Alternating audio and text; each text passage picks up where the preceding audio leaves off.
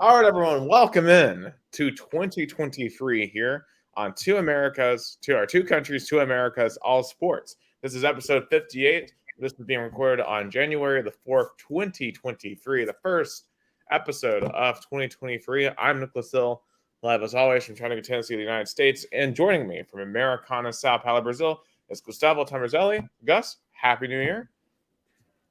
Happy New Year, Nick. Happy New Year to all people listening in Brazil, United States, throughout the world, because the internet has no frontiers. And I know we have so much to talk about in the world of sports, and definitely the pretty much the first big part of our show, as Jason already mentioned. There's so many things that we didn't want it to happen.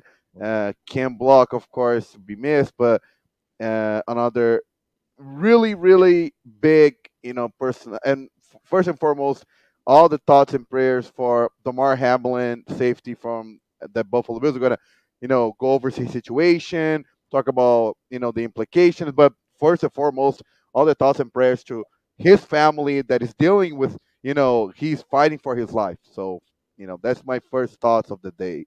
Yeah, like Jason said, definitely rest in peace to Ken Block, a legend in the motorsports community.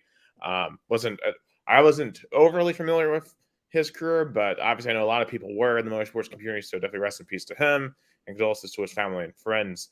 And as you said, guys, I don't know if we've ever had a rundown heading into a show that's honestly been so tragic. It's really hopefully not too ominous of a sign for the entire year, because this is going to be a little bit of a rough one, just because we have a lot of tragic topics to discuss here early on today. And the first topic we're going to get into here is an event that happened last week. I think it was the day after we did our last podcast, where the legendary Brazilian footballer Pele passed away. And he was fighting an illness. He had been in the hospital for a while. And, unfortunately, he passed away in the last few days of 2022. Gus, I just want to give you the floor, because you're Brazilian. You are way more familiar with the legend of Pele than I am, and I understand he's probably the greatest. He's the greatest Brazilian soccer player of all time. Might be the greatest soccer player of all time anywhere in the world. Just kind of talk about what Pele meant to you as a Brazilian, what he means to Brazil, and what his legacy is. I feel like what Edson Arantes do Nascimento, which his full name, meant to not only Brazilian soccer, but to soccer in general, is beyond explanation. I mean, me trying to explain, I feel like we won't become close to his legacy is not only in the world of, you know, soccer, but in the world of sports. First of all, the World Cup that he won, people tend to forget. He was only 17 years old. Brazil never had won a World Cup before. Had lost the World Cup 80 years prior at home, one of the biggest upsets in soccer history. And he told his dad, he was only 9 years old. He told his dad, 9 to 10 years old, he's like, "Dad, don't cry anymore, because I'm gonna win the World Cup for you." And he did that 8 years after, with only 17 years old. Had one of the best performance in the finals ever, scoring 3 goals. One goal was beautiful, beautiful. I encourage you to see it. He do like I don't know what you call it in English, when you put the ball like on top of the player, go over the ball goes over him, and then he kicked. Beautiful. And then, I mean, I feel like there's people try to compare him to Messi, Cristiano Ronaldo, even here in Brazil, Romario, Ronaldo. If it's a silly comparison. There's nobody who come close to him. He scored 1,000, 1,200 goals, played more than 1,200 games. He played for Santos for almost 20 years, 18 years, from 1956 to 1974. And then he played in the United States. So that's another player that brings us together. He only played professionally in Brazil and the United States. He played for the New York Cosmos for 2 seasons, from 1975 to 1977, and he won titles there. He won the NASL, the National American Soccer League.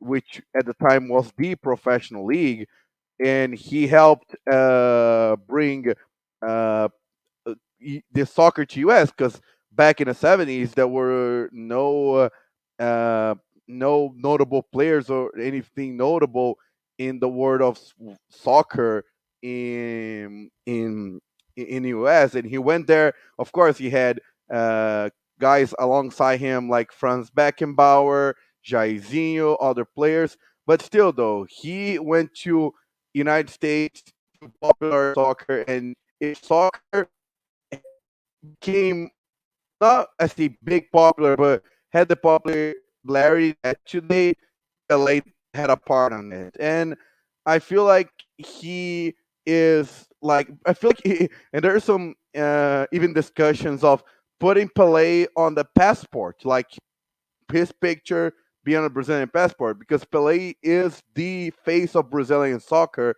He made soccer became synonymous with Brazil. He is like, hey, the best player in the most known sports is from Brazil. So I feel like that's his legacy. Um, his memorial was at Santos Stadium in Vila Belmiro. Unfortunately, I wasn't able to go. I had other things happening. I was on like traveling with my parents, enjoying a little bit of vacation that I had. But there were 300,000 people that went to his 3 days memorial, and now he was buried. I say buried, right? In the now he's already kind of his all the ceremony was ended yesterday. But still, I feel like he is a legend. Vividly I remember in 2017 I had an opportunity to cover a New York Cosmos game in Long Island, and the PR from Cosmos were so happy that I was covering because I was Brazilian. They gave me a T-shirt from Pelé, and I was so honored to have that, because imagine you're recognized from the same country of Pelé, and they gave me. I even spent New Year's Eve with that shirt to honor him. I was so touched. So I feel like Pelé is a legend. The only thing I feel like Brazil could have done better, which something that U.S. is a master of, is recognize his legacy while he's still alive. While he's still alive, I feel like he wasn't recognized enough. He wasn't honored enough. I feel like U.S. does this better, and Brazil should learn with it. Yeah, I mean, just the fact that 300,000 people showed up over the course of 3 days to memorialize him is just a testament to what he meant. I loved the idea of him being on the passport. I think, there's really no few other Brazilians, if any, that come close to being as culturally relevant as Pele. And here in America, Pele was really one of the big reasons why soccer began to gain popularity was when he came up to New York to play in the 70s, and he really was able to fill out football stadiums in the 1970s. This is before you had like social media or any other methods to get people interested in soccer. So it's really impressive to just think about what impact he truly had on soccer across the globe, including here in the United States. And if you think about the timing, that mid late 70s, those kids who are watching then, they grow up and they're on the early 90s U.S. men's teams, and that's when the U.S. consistently started being in the World Cup. So, yeah, honestly, I think you can credit the modern era of American soccer back to Pele. And for that, we should always be grateful to Pele and to Brazil because of the tight relationship that Americans and Brazilians have. To have Pele be a representative of Brazil to come to America to be an ambassador for the sport. And that the sport soccer will always need those ambassadors, and I'll be very interested to see who the next ambassadors are from this generation. Like, will a Messi be able to do that? Be an ambassador for the sport, for the world? That every sport needs that ambassadors, and Pele was definitely that guy. And that's all beyond the fact that on the soccer pitch he was just incredible. Like the skill that he had, looking back at the goals and he was able to score. I mean, he was awesome for the time. I mean, he definitely was ahead of his time. He would have been competitive in any era. He would have dominated this era, I think, as well. He's Do, one of the few soccer players I think that would be great today. do you, in terms of comparison, I go more to a basketball side because I feel like basketball comes to like close in terms of talent and being a complete athlete. I don't say football and baseball doesn't involve being athleticism, but I feel like both soccer and basketball has more like a dribble kind of it, more a complete side of it. Do you feel like you compare him more to Michael Jordan, to Bill Russell? What do you think you put him alongside in terms of like importance in the American sport? Like, of course, Michael Jordan I'll compare because both transcend the country. Like Michael Jordan became a global star like Pele, but I feel like in terms of importance on the time being, like Bill Russell had so many titles as Pele was like in terms of points as Pele with goals. I feel like I also compare him to Bill Russell. Yeah, it's ironic. I was just thinking of like someone like a Wilt Chamberlain in terms of like Yeah, talent and really in terms of Wilt Chamberlain is one of the few basketball players from the 60s. I think that would be great today because of his size, because of his talent, what he had physically. I think a lot of those players will not be anywhere close to what they're able to produce back then, just because the level of athlete has increased significantly. But a guy like a Wilt Chamberlain, a guy like a Pelé. In terms of cultural impact, definitely Michael Jordan is a more apt comparison. A guy like a Joe Montana, I think, is an apt comparison in terms of what he meant. Also maybe if you think about it more broadly, someone like a Wayne Gretzky. How many hockey players kind of been able to have that type of staying power over decades? But Wayne Gretzky is one of those hockey players that everyone knows about, even if you're not a hardcore hockey fan. And Babe Ruth. yeah, Babe Ruth. That's a good comparison. There's a lot of players that you could compare him to across the world. But definitely for Bo Brazil, Jackson. I don't know about that. I mean, from a pure raw athlete, like a Bo Jackson, a Deion Sanders, well, probably from a pure raw athlete, but I don't think either one of those were ever as culturally relevant as Pele was to Brazil. You're going to find very few athletes that are as relevant to their country as Pele. I mean, the only one, I mean, you can think of like a Maradona and Messi to Argentina, what they mean to their country. I mean, that's what Pele means to Brazil. Oh yeah, definitely. And I know Pele. And and what people have been saying a lot here is like who passed away was Edson Arantes do Nascimento. Pele will always live through his legacy in soccer, through what he meant to the sport, not only in Brazil but along the world. And a lot of people throughout the after he retired, and especially in the 90s 2000s, a lot of people drew criticism on him through his personal life. He had a daughter outside of his marriage with a nanny, and he never fully recognized his daughter, so there was a lot of controversy on that. And he was a sports minister, which being in politics always drew some sort of a criticism. But this doesn't count because what Pele did on the soccer field will always live forever. And Brazil is just lucky he was born here and he was able to develop Brazil into the soccer power that it is today. Because think about it, when Pele showed up in the soccer world, Brazil had no World Cups, only one final, which they lost at home, and no real stars. And then when Pele retired, Brazil had already three World Cups, two, he won internationally with Santos as well. So from the time he started in soccer in in 1956 to when he retired in 1977, like 21-year career that completely changed the world of the sport, the soccer world, and what Brazil meant in the soccer world. Yeah, one of the things too that really strikes out to me about Pele is the fact that he played basically his entire career outside of his last 2 years in Brazil. He stayed with Santos, and a lot of the top players now don't do that. They go to Europe, and I know we've had these discussions about like Brazilian teams trying to keep top Brazilian talent in Brazil. And when you look at a guy like Pele, he stayed in Brazil. He built Eh, up. Brazilian. and he had offers to go overseas. He had offers to go to Europe, especially after Santos had back to back. Back then was not for FIFA, but he had like the Club World Cup back to back, 1960 to 1963.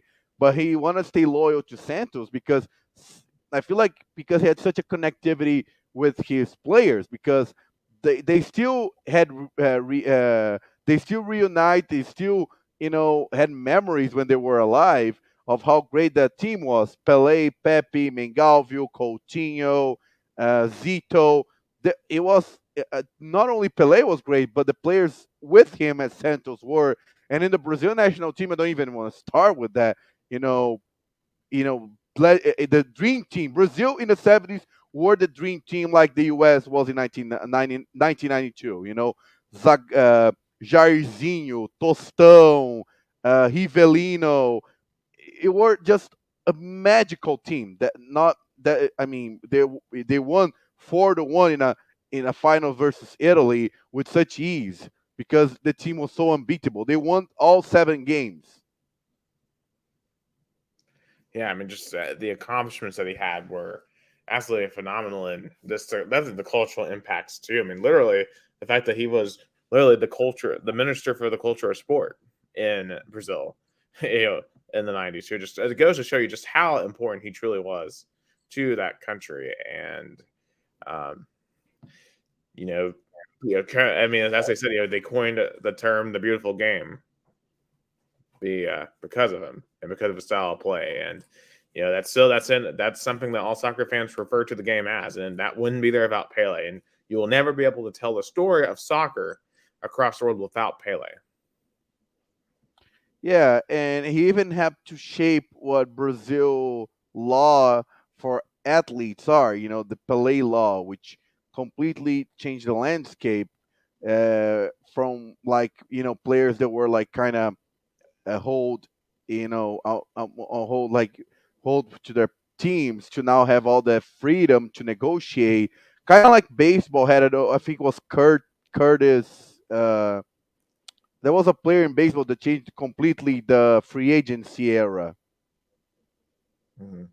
I don't I don't remember his name, but Pele law changed completely the landscape of negotiation of free agency in Brazil sports as well. And so the impact that he had also after he retired also was that he was also was a good broadcaster. He was a commentator for Global in TV in the 90s. He wasn't a part of the broadcast on the 1994 World Cup when Brazil won. So a lot of people say that when Pelé retired, it took 24 years to win again, and maybe people believe that only because he was in the stadium and his energy helped Brazil win the 1994 World Cup in the United States. So that was also kind of something that brings even more to his mythology. Yeah, I think it's a good term to say is mythology. Like in 100 years, they'll be still talking about what Pele was able to accomplish and what he was able and what he truly meant.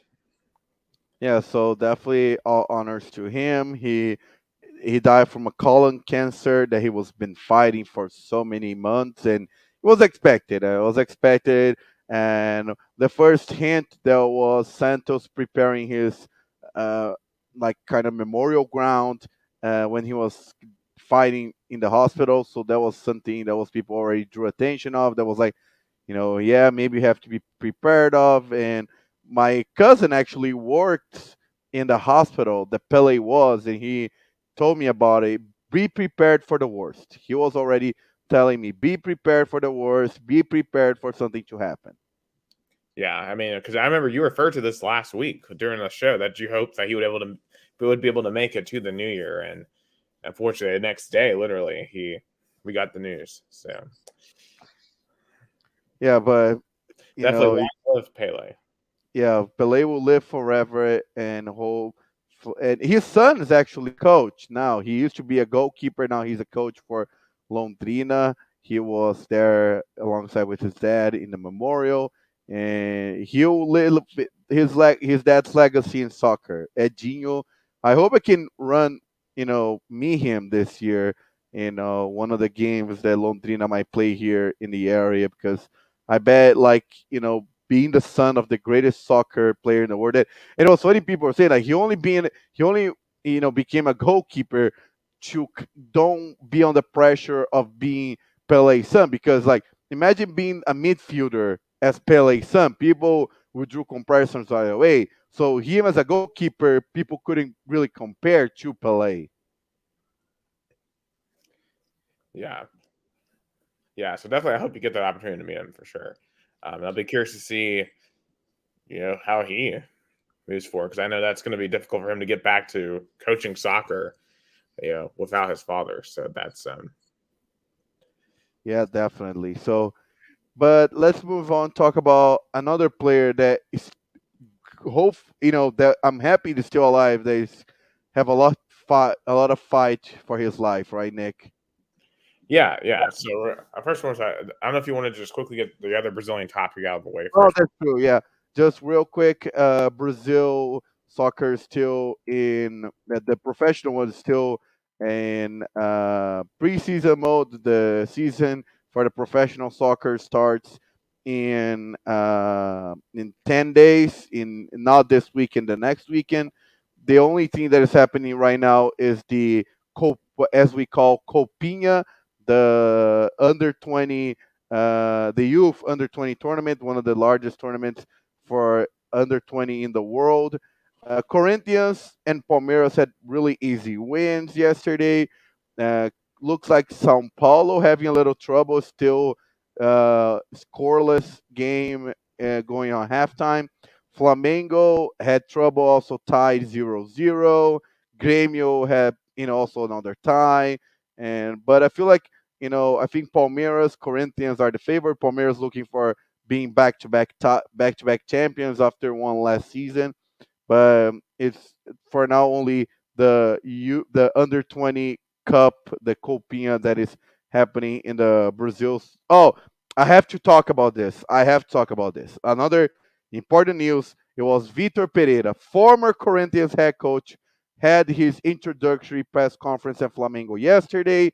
He, of course, addressed the elephant in the room, but it was ridiculous because he did not mention the name of Corinthians, did not mention any names related to Corinthians, from front office to players. He only said that he wasn't a liar, that he left Corinthians because he wanted to take care of his family in Portugal, but he had a change of mind. His wife wanted to go back to agree to go back to Brazil, but the foremost, I feel like he mentioned the desires to win titles, and Flamengo could match that. Basically, saying that Corinthians did not have the roster or the willpower to win titles, which is ridiculous. I think Corinthians has a good team. I don't know if they can, be the top dog, but I feel like Corinthians can compete. But the way he lied about the cowardice, not addressing the fans, not even mentioning Corinthians' name, as a Corinthians fans and all Corinthians fans right now are angry with him. Really, really, really angry. And honestly, it sounds like another an American coach that's kind of done something similar. Bobby Petrino. I don't know if you saw this story, but he got hired as offensive coordinator at UNLV a month ago. Today it comes out he's left UNLV after a month to go take the OC job at Texas A&M under Jimbo Fisher. Oh, yeah. So I guess it's what he's gonna talk about. What he's gonna say. Oh, I have. Oh, my mother-in-law is in College Station, so I have to take. Oh my God, I have to take care of her or something. You're gonna Yeah. bullshit I mean, excuse. you have to remember Bobby Petrino is the guy who got fired from Arkansas because he was having an affair with his intern. So, Yeah. I mean, it's Yeah, just I guess. I guess. Hope maybe one day Vitor Pereira will rise to the same level as Bobby Petrino. I guess both of these coaches know how to coach, but are completely not great role models. no. And honestly, just on a quick side note, I don't even know if that's going to work. I mean, here's the thing: Jimbo Fisher is so stringent and stubborn with his offensive philosophy. Do you really think he's going to let Bob Petrino run in there and just do what he wants? And plus, both of these dudes have outdated offensive philosophies to begin with, anyway. So I just don't see that working. I think A&M's truly about to throw away that elite recruiting class and completely implode. Yeah, and I say the same thing to Vitor Pereira. Flamengo is still like is still missing Jorge Jesus.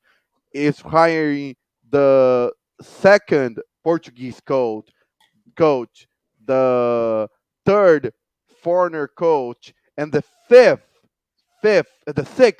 sixth coaches since Jorge Jesus left 2.5 years ago. So, do you really think Flamengo fans are going to be patient, take time? No, No, no, no. they're gonna. No, look what happened to his fellow Portuguese coach, Paulo Souza, who left the Poland national team to coach Flamengo. He didn't last 4 months. He was fired. Yeah, you don't get any time down there. That's for sure. So you Yeah, better like, better win immediately. And I think that's just going to be a really hard task. I could see him being fired within 6 months. but please, I want him to stay in his job until the Brazil national championship, so he can go back to Itaquera and play Corinthians. I will be there as a fan, as a journalist. I have to be there to Yeah. see the Corinthians fans' reaction. Yeah, it's gonna be like, I mean, I'm just curious how it's gonna stack up to Lane Kiffin coming back to Knoxville last year. Oh yeah, it's gonna be like Lane Kiffin coming back to now. Yeah. Yeah, I mean, it's gonna be as bad. Make sure they have their mustard bottles ready to go. Oh, Corinthians fans, they're gonna bring more than mustard bubbles. I They might think bring some flares, maybe. what? Maybe some flares, Oh, other weapons. I think that what they're gonna do, I think they're gonna go throw coins at him because what he did was, like kind of Judas. Judas betrayed Jesus for 30 coins. Yeah. People are gonna throw coins at him to show how traitor he is, how cowardice he was. Like his level of cowardice of being such a sleazy person, and he was like, "I know the truth. That's my truth." Like, but even if you're not lying, and I'm convinced that he got a red card from the second his last game. So he knew he wanted to leave Corinthians. He knew he wanted to go to Flamengo. He did not want to address the media. He did not want to address the Corinthians fans. He gave a middle finger and he left Corinthians president that was sick to address the media to say he was leaving. So all of attitude of a coward. All Yeah. attitude of a coward. Yeah, definitely not the way that I think you should operate. I feel like karma is going to catch up with him because you can't operate like that. And until yesterday's press conference, Flamengo was seeing not as a villain. This story was seeing more, hey, Flamengo took a shot, he accept. But when a journalist was gonna ask a question, first it was ridiculous that the the reporter for Flamengo TV, when you like Casey Thunderberg, the reporter that is from the team, he kind of asked the Reporter question. for the team. A former reporter for the team. Yeah, former. Trying to compare, like, there's the reporter for the team. She kind of started the press conference, say, "Can you address the situation with your former team?" Kind of like scripted.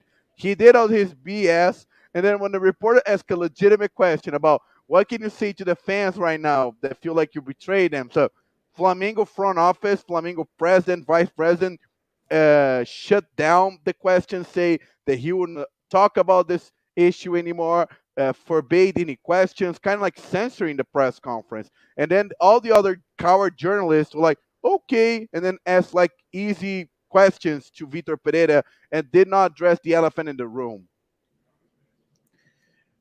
Yeah, I mean, and those are supposed to be the most layup questions too, right? It's from the team reporter, and if you can't get that, if you can't face that, you can't No, no, face no. The Thunderbird. team reporter, he answered the question, but it was scripted. It was all scripted. When the second question at the press conference from a legitimate reporter from a TV station Yeah, asked the question in a way that feel like a journalist would ask about, can you explain better the situation because the fans feel like you betray them, like in a hard language that journalists do, as we all know. uh, Flamengo front office shut down the question and shut down all the topic to protect Vitor Pereira because they're accomplices with him. That's what I feel like. Yeah, so I mean that's just very interesting. A very interesting way for him to play that entire situation. Yeah. You also Sorry, I'm you also sorry. got where Casey Thunderberg went. I know she had to resign after all those tweets got resurfaced. But I wonder what she's up to. Yeah, I wonder too. I was compared because that's the first kind of report that was connected to the team compare.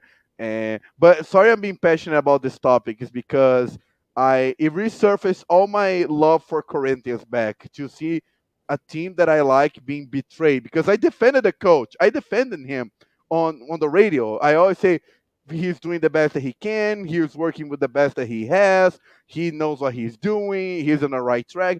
And then to blind, like I feel like it's exactly what Lane Kiffin did to Tennessee. Perfect comparison. Because like Lane Kiffin had one season and all the fans defended him. Even I feel like was 7-6 was an average season, but the fans trusted him.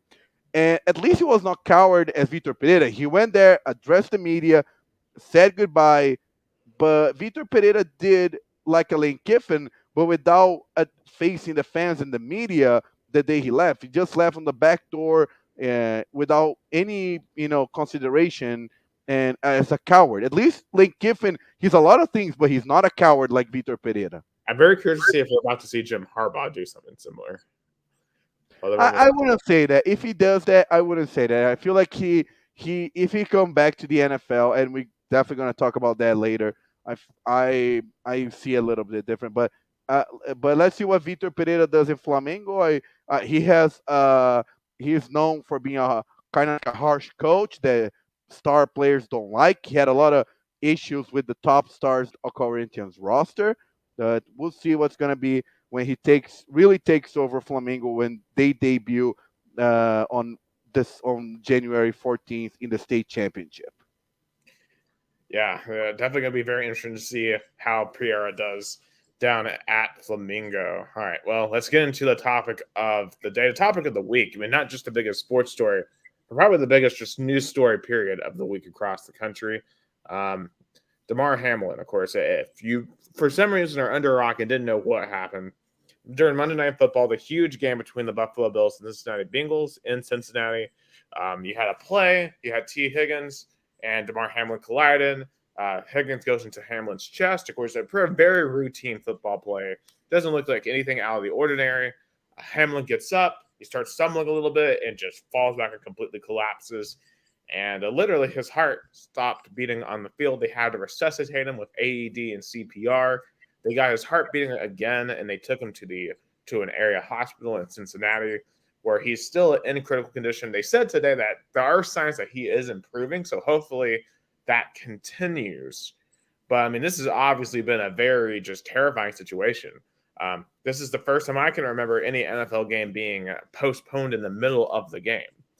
Because I think they got to like the 6-minute mark of the first quarter, and that's when they pulled the plug on the game. The Bengals were up 7-3 at that point, and this has just been a wild 48 hours. It's been, I think, exactly 48 hours now from the time, of course, we're recording this on January 4th, 2023, since this incident occurred.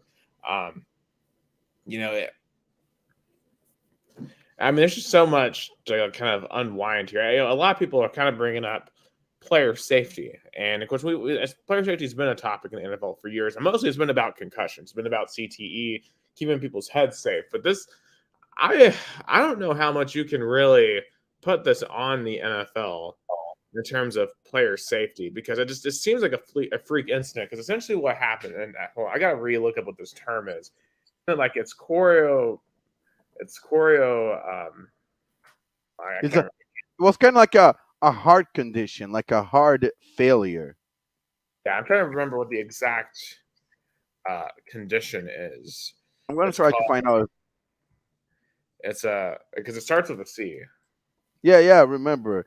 And he had from what I have here from the Brazilian media, he had liquid on his lungs, and his heart had a alter issue as well. Yeah, they call it. It's a choreo. It's commotio cordis, and this is a very rare condition. And a lot of times you see this happen to kids, especially like in t-ball and stuff.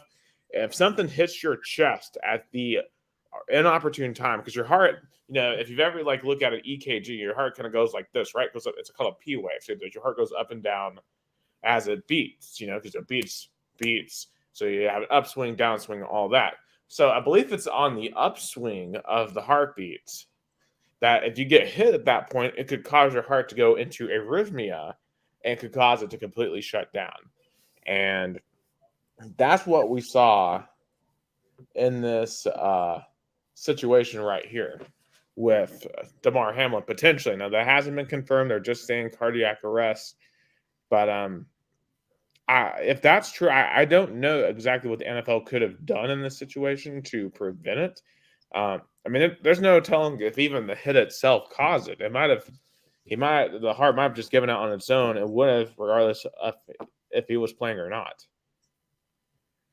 Yeah, I mean, I am, and I'm definitely gonna, all I say most, not if maybe all fans, Brazilian soccer fans, when they saw what happened to Damar Hamlin, had instant in reaction. Remember to what happened in 2004, where São Caetano defender Serginho, which was at the top of his career, literally he did not have any collision, anything. He was, the game was stopped. He was, standing up, and then he fell on the pitch. He literally fell, and then 2 hours later he was pronounced dead. And a lot of people, because the way Damar Hamlin fell was the same way Serginho fell. Like he was standing up, suddenly had a fell. The similarity was that so instant to fell that the player behind him, I feel like a Bengals fan, kind of was caught off the blue, like he didn't know what was happening. He thought it was still like a game motion. Then both all the players quick realized it wasn't any game related issue, was a life and death situation, kind of like what happened to Serginho. The only difference was the paramedics and all the health professionals were quick to react. That was made a big difference because Serginho had a long time with your ambulance to show up to the first responders, kind of. Damar Hamlin had a really fast kind of procedure. Yeah, I'm reading up on the Serginho situation from 2004. An autopsy showed that his heart had grown to 600 grams, which is twice the size of an average human heart. And you just Yeah. have to wonder, was there something abnormal um, about Hamlin's heart? Because I remember there was a similar situation here in America. Back in 1990, you had Hank Gathers. He played for Loyola Marymount. He was a basketball player, one of the best players in the country that year. Loyola Marymount was one of the best teams in the country that year. And they make it all the way to the conference tournament. And literally during the first game of the tournament for Loyola, he collapses and he passed away. And I saw some people bring up comparisons to that on Monday night. I think that's kind of the American equivalent to this. Also, if you think about the Euros last year, you had Christian Eriksen for Denmark. He fell out in the game. Who was it against? Like versus Portugal or versus Poland or something like that. Yeah. So unfortunately, this has happened. And it's just I don't really know if there's any way to prevent it. There's some idiots out there trying to say it's the COVID vaccine, and it's unfortunate to see people try to like take a situation like this and run with it for political reasons. I think one of the things I feel like, going back to the comparison with Serginho, is to have more exams that would detect anything like a heart related. Like when you do when you start the season, even before OTAs, when you return back to season, you have to do a full examination of your body to see that anything abnormal, heart or anything related to that. That was implemented in Brazil after the Serginho situation. All professional teams in Brazil have to do a full examination to their players to see that anything abnormal. Yeah, because I'm not sure what the NFL's policies are on that. So if they aren't, I'm sure they'll look into changing it up. But I certainly hope that if there was anything football related that caused it, that maybe they can look into further solutions. I don't know, maybe chest plates maybe could help in that, but it's just the collisions are so fast and so violent in football that if you get into stuff like that. but the thing is, Nick, it's like I understand CTE and concussions because that's something that has been wildly spread, and there's something kind of like not only happened to one player but to many many players. I feel like this situation to what happened to Damar Hamlin was just more like a personal issue that was just was it probably happened on the next play. Nothing would have happened. It's just the wrong place and the wrong time. And I feel for T Higgins. I feel for T Higgins. First of all, I have memories with him playing in Oak Ridge High School. I cover his game. I know how competitive he is, how a great player he is. We both wish he went to Tennessee, but he took different path, and I told him, but understandable. Thanks, Butch Jones, but he did a great college career. He ended up in the NFL, now being on the top players for the Cincinnati Bengals, and he definitely still wondering about that play. He's still in his mind wondering what he could have done different. If he's out there listening to me, there's nothing you could have done differently. You were just there competing, perfect. You didn't do anything dirty. You're just being a competitor. It's just something that an unfortunate situation. Yeah, don't second guess yourself, T, if you're watching this, because I mean, I mean, we don't know exactly what caused that. Like that's. I mean, there's so many things, and even if the hit caused that, that's not your fault. You couldn't have possibly known that hit, was going to cause that. I mean, it's your job. I mean, you're supposed to go after. You're supposed to collide with the other guy, right? I mean, it's football, and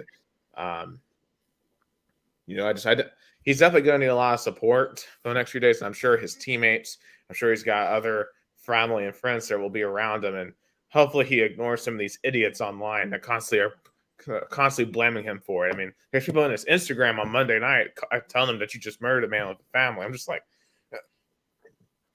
he didn't murder him. Like, come on. No, because if like it was just a normal play, like if there was no targeting, nothing. He was just being a competitive wide receiver that he always is, trying to get yards. Like he was just being a professional football player. Oh yeah. I mean, he was doing his job. You know, it's kind of like NASCAR drivers. When you get out there, you can't think about the next play I could get injured for life. Or the next lap I go around the track, I could fly through the fence, and that's it for me. You keep on competing.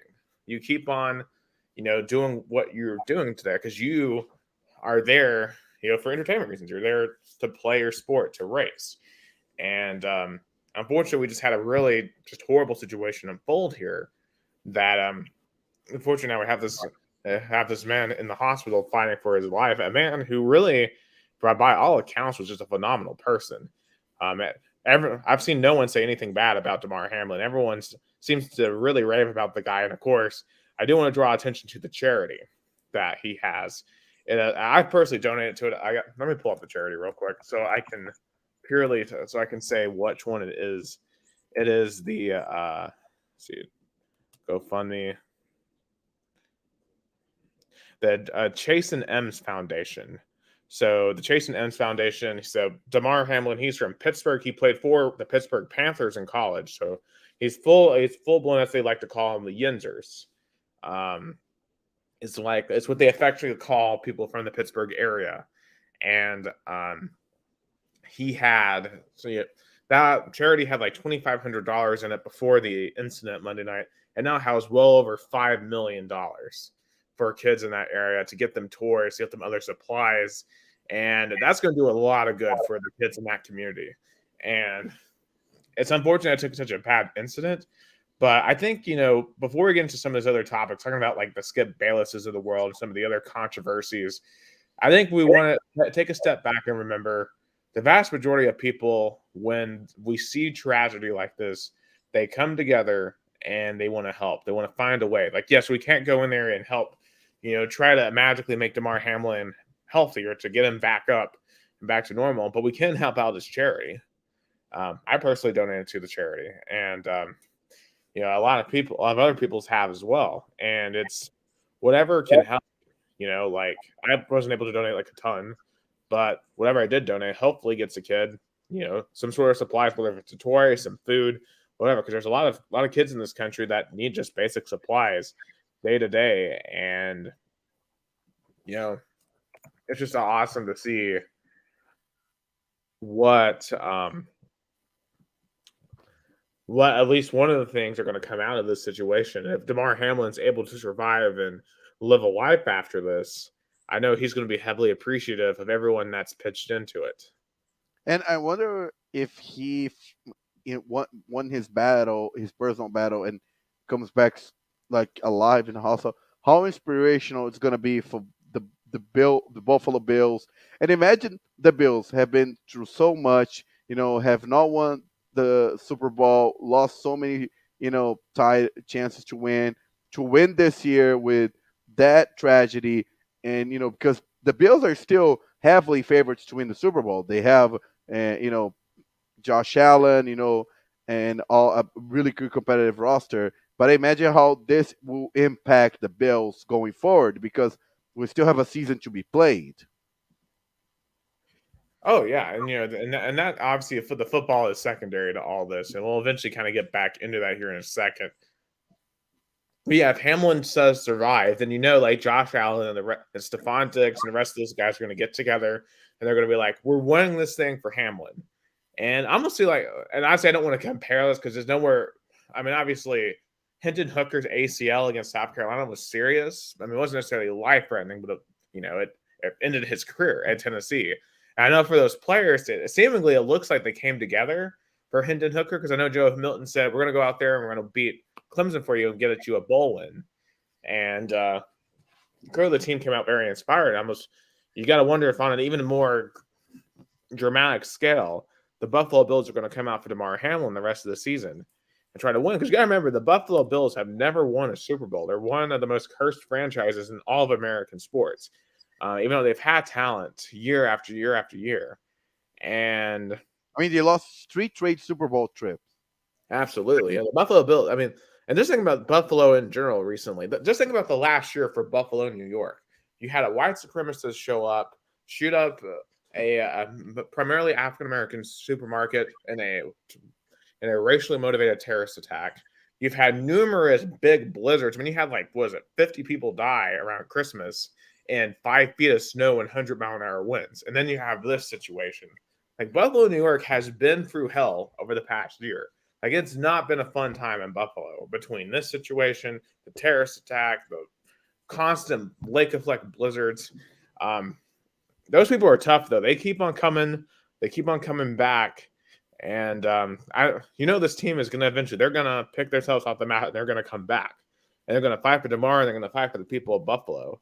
And, you do have to wonder, does this set them up for a run? And obviously we don't know exactly what the rest of the season team are going to look like for them, but I mean it would be just insanely inspirational if Damar Hamlin he survives, and that gives the team the inspiration to come back out and fight the rest of the season. Oh yeah, I mean, I feel like I'm gonna be rooting since my team New York Jets are out. I'm really gonna be rooting for Buffalo to win the Super Bowl. I mean, even though my Titans have a chance to go to the playoffs on Saturday night, I mean, I don't. Even if we win, I don't think we're going to go beyond that. So I'll be all in on Buffalo because I want them to get their first Super Bowl. And as someone else said, I think it might have been so. As several people have said, they are one of the most likable teams. There's really nothing to hate about the Buffalo Bills at all. I mean, they're not really a dirty team. They play the game the right way. They play the game in an exciting way. And it's just there's no team. I mean, you don't want to see this happen to any team. I wouldn't want to see something like this happen to the Florida Gators, the Alabama Crimson Tide, the Georgia Bulldogs. I mean, those are 3 of the teams I hate the most in American sports. I don't want to see anything happen like that because at the end of the day, my hatred for them, it's just a game. And this really reminds us that these are all just games. And when life happens, then that takes the precedence. Yeah. And I think that's what some people forget. And that kind of is a good segue to what we've seen with some of the tweets. Like a Skip Bayless, for example. We saw there was a guy from ESPN that tweets. Well, what was that I showed you? I got to pull this back up in our chat because the guy that I showed you on. Oh, yeah. So, you had Eric Shun. I think he was an ESPN guy in New York. I don't know what's happened to him. But he said it's too big of a game and people have too much money on the line. Got to play on. Or he was to Skip Bayless. Yeah, the Skip Bayless one. So Skip Bayless said, "No doubt the NFL is considering postponing the rest of this game, but how? This late in the season, a game of this magnitude, as crucial to the regular season outcome, which suddenly seems so irrelevant." Um, which obviously, I mean, just on pure fact, he's not necessarily incorrect. Because yeah, obviously, this game is going to would determine the number one seed. Um, if it isn't played, that's going to dramatically alter the playoff picture. But you can't post that like 10 minutes after the situation happens. While And, people are still worried about, I mean, people are still worried about his condition. and you know what? Like Skip Bayless, you have a show, Undisputed, 9 a.m. the day after. Why don't, instead of have an instant opinion, watch what is unfolding, take some time to process, and then on the next day, maybe more considerate, see the full picture on it, then you put your opinion on. Because again, if you haven't tweet anything, nobody will be like, "Oh my God, what's Skip Bayless thinking about?" Like nobody would care. Yeah, I mean, here's the thing. I think we really need to reevaluate in sports journalism the value of hot takes. Really, any journalism. I think it's bad in sports, it's bad in politics. Everyone, when a situation happens, they want to have an opinion down in stone, and you never can really have an opinion down in stone immediately, unless unless it's just the actual game. Like when the Cowboys lose, like the Jaguars can say, "Yeah, Cowboys, they aren't winning the Super Bowl, they're not for real," but that's a game. That's not like serious life stuff. When it comes to this situation, a serious situation like this, you cannot issue a hot take opinion. And yeah, it looks like to me, I don't know if you saw the clip from Undisputed this morning, where Shannon Sharp, he tried to go on there, he went on there and explain why he wasn't on the show yesterday, and Skip Bayless interrupts him, continuously trying to defend himself. I mean, it's insane, really, when you look at his behavior in this whole situation. And And I feel like there's been people who've been fired for way less. I think Fox Sports as an institution should really think. I know Skip Bayless has the kind of the engagement, kind of like what Stephen A. Smith has with all the controversy, but at some point you have to rethink: do is what Skip Bayless bringing money is worth in terms of integrity, or even to kind of fans liking him? yeah, and I think it's just a problem with on these TV debate shows anyway, because they're a dying breed. Because people more and more they're coming to the internet. They're coming to the internet to hear just the average person's opinion on sports. You don't want to hear some dude that's in a posh up studio getting paid $10 million to say the same entire thing. I mean, Skip Bayless has been given the same three takes for 10 years. That the Cowboys are winning the Super Bowl this year. LeBron is overrated, and Russell Westbrook sucks. That's all he said for 10 years now. That's what he says over and over and over again. And yet he's getting paid $10 million to give the same opinions over and over again while giving trash opinions constantly on everything else, you know? And And it's so funny that he loves so much the Dallas Cowboys, but all the Dallas Cowboys community hates him. oh, yeah. Yeah. I mean, it's because he brings them so much ire, you know? Like, I mean, there's plenty of people like that who claim a team and they don't really have any real connection to the team, and they become just such the outspoken advocate for the team. And I've been very curious to see what Shannon Sharp does. Like, does he leave undisputed? Yeah, I feel like he might. I feel like this might be a bridge burning situation. Yeah, I feel like, and Shannon Sharp looks like kind of guy who has some other. I feel like will have better opportunities on Fox. I feel like he is a well spoken athlete. He has good opinions. I feel like he really. I think he says he has more like more good not good, but like have better thoughts than Skip Bayless. Like Oh you yeah, know I don't. Yeah, that's true. But I think Fox Sports has like had to cut the cord and skip Bayless, because at the end of the day, as you said, I think the hot take kind of debate that ESPN kind of created it with Stephen A. Smith and Skip Bayless back in the late 2000s, early 2010s is on the dying mode. I feel like that's people are getting tired of it. I know. And then when you think about it, yeah, I mean, when you think about people cutting the cable, and then a lot of people work during the day anyway, like what's the audience, even at this point? So, I mean, I'd rather watch a urinating tree video Yeah, over anything on ESPN because I know he's gonna give me an unusual and on a left field opinion. You know, it's not just the same talking points over and over and over. like the only broadcaster that I constantly watch that I feel like has really based opinions is Colin Cowherd. I think that's for at least for me, is the only sports personality that I stop and watch today in Yeah. American media. I mean, it was also too beyond just American media. Just some of the other takes I've seen online. There's some people who are trying to call for the entirety of football to be canceled. Like for example, there's one guy who says they should cancel the entire NFL football season and there should never be another snap played until a full investigation is completed. We owe it to this young man and many others to be in danger of this happening to them. Get to the bottom of it. And another person says agree to move to a flag football model. Like that's not happening. And literally, someone on the View today, I think Joe Behar said something like only 45% of all Americans want football to be played anyway, and insinuating, and she kind of would have made it all tinge political. That's only white conservatives that like football, and that basically that football is just barbaric. And I'm just like, you know, you're not gonna cancel football.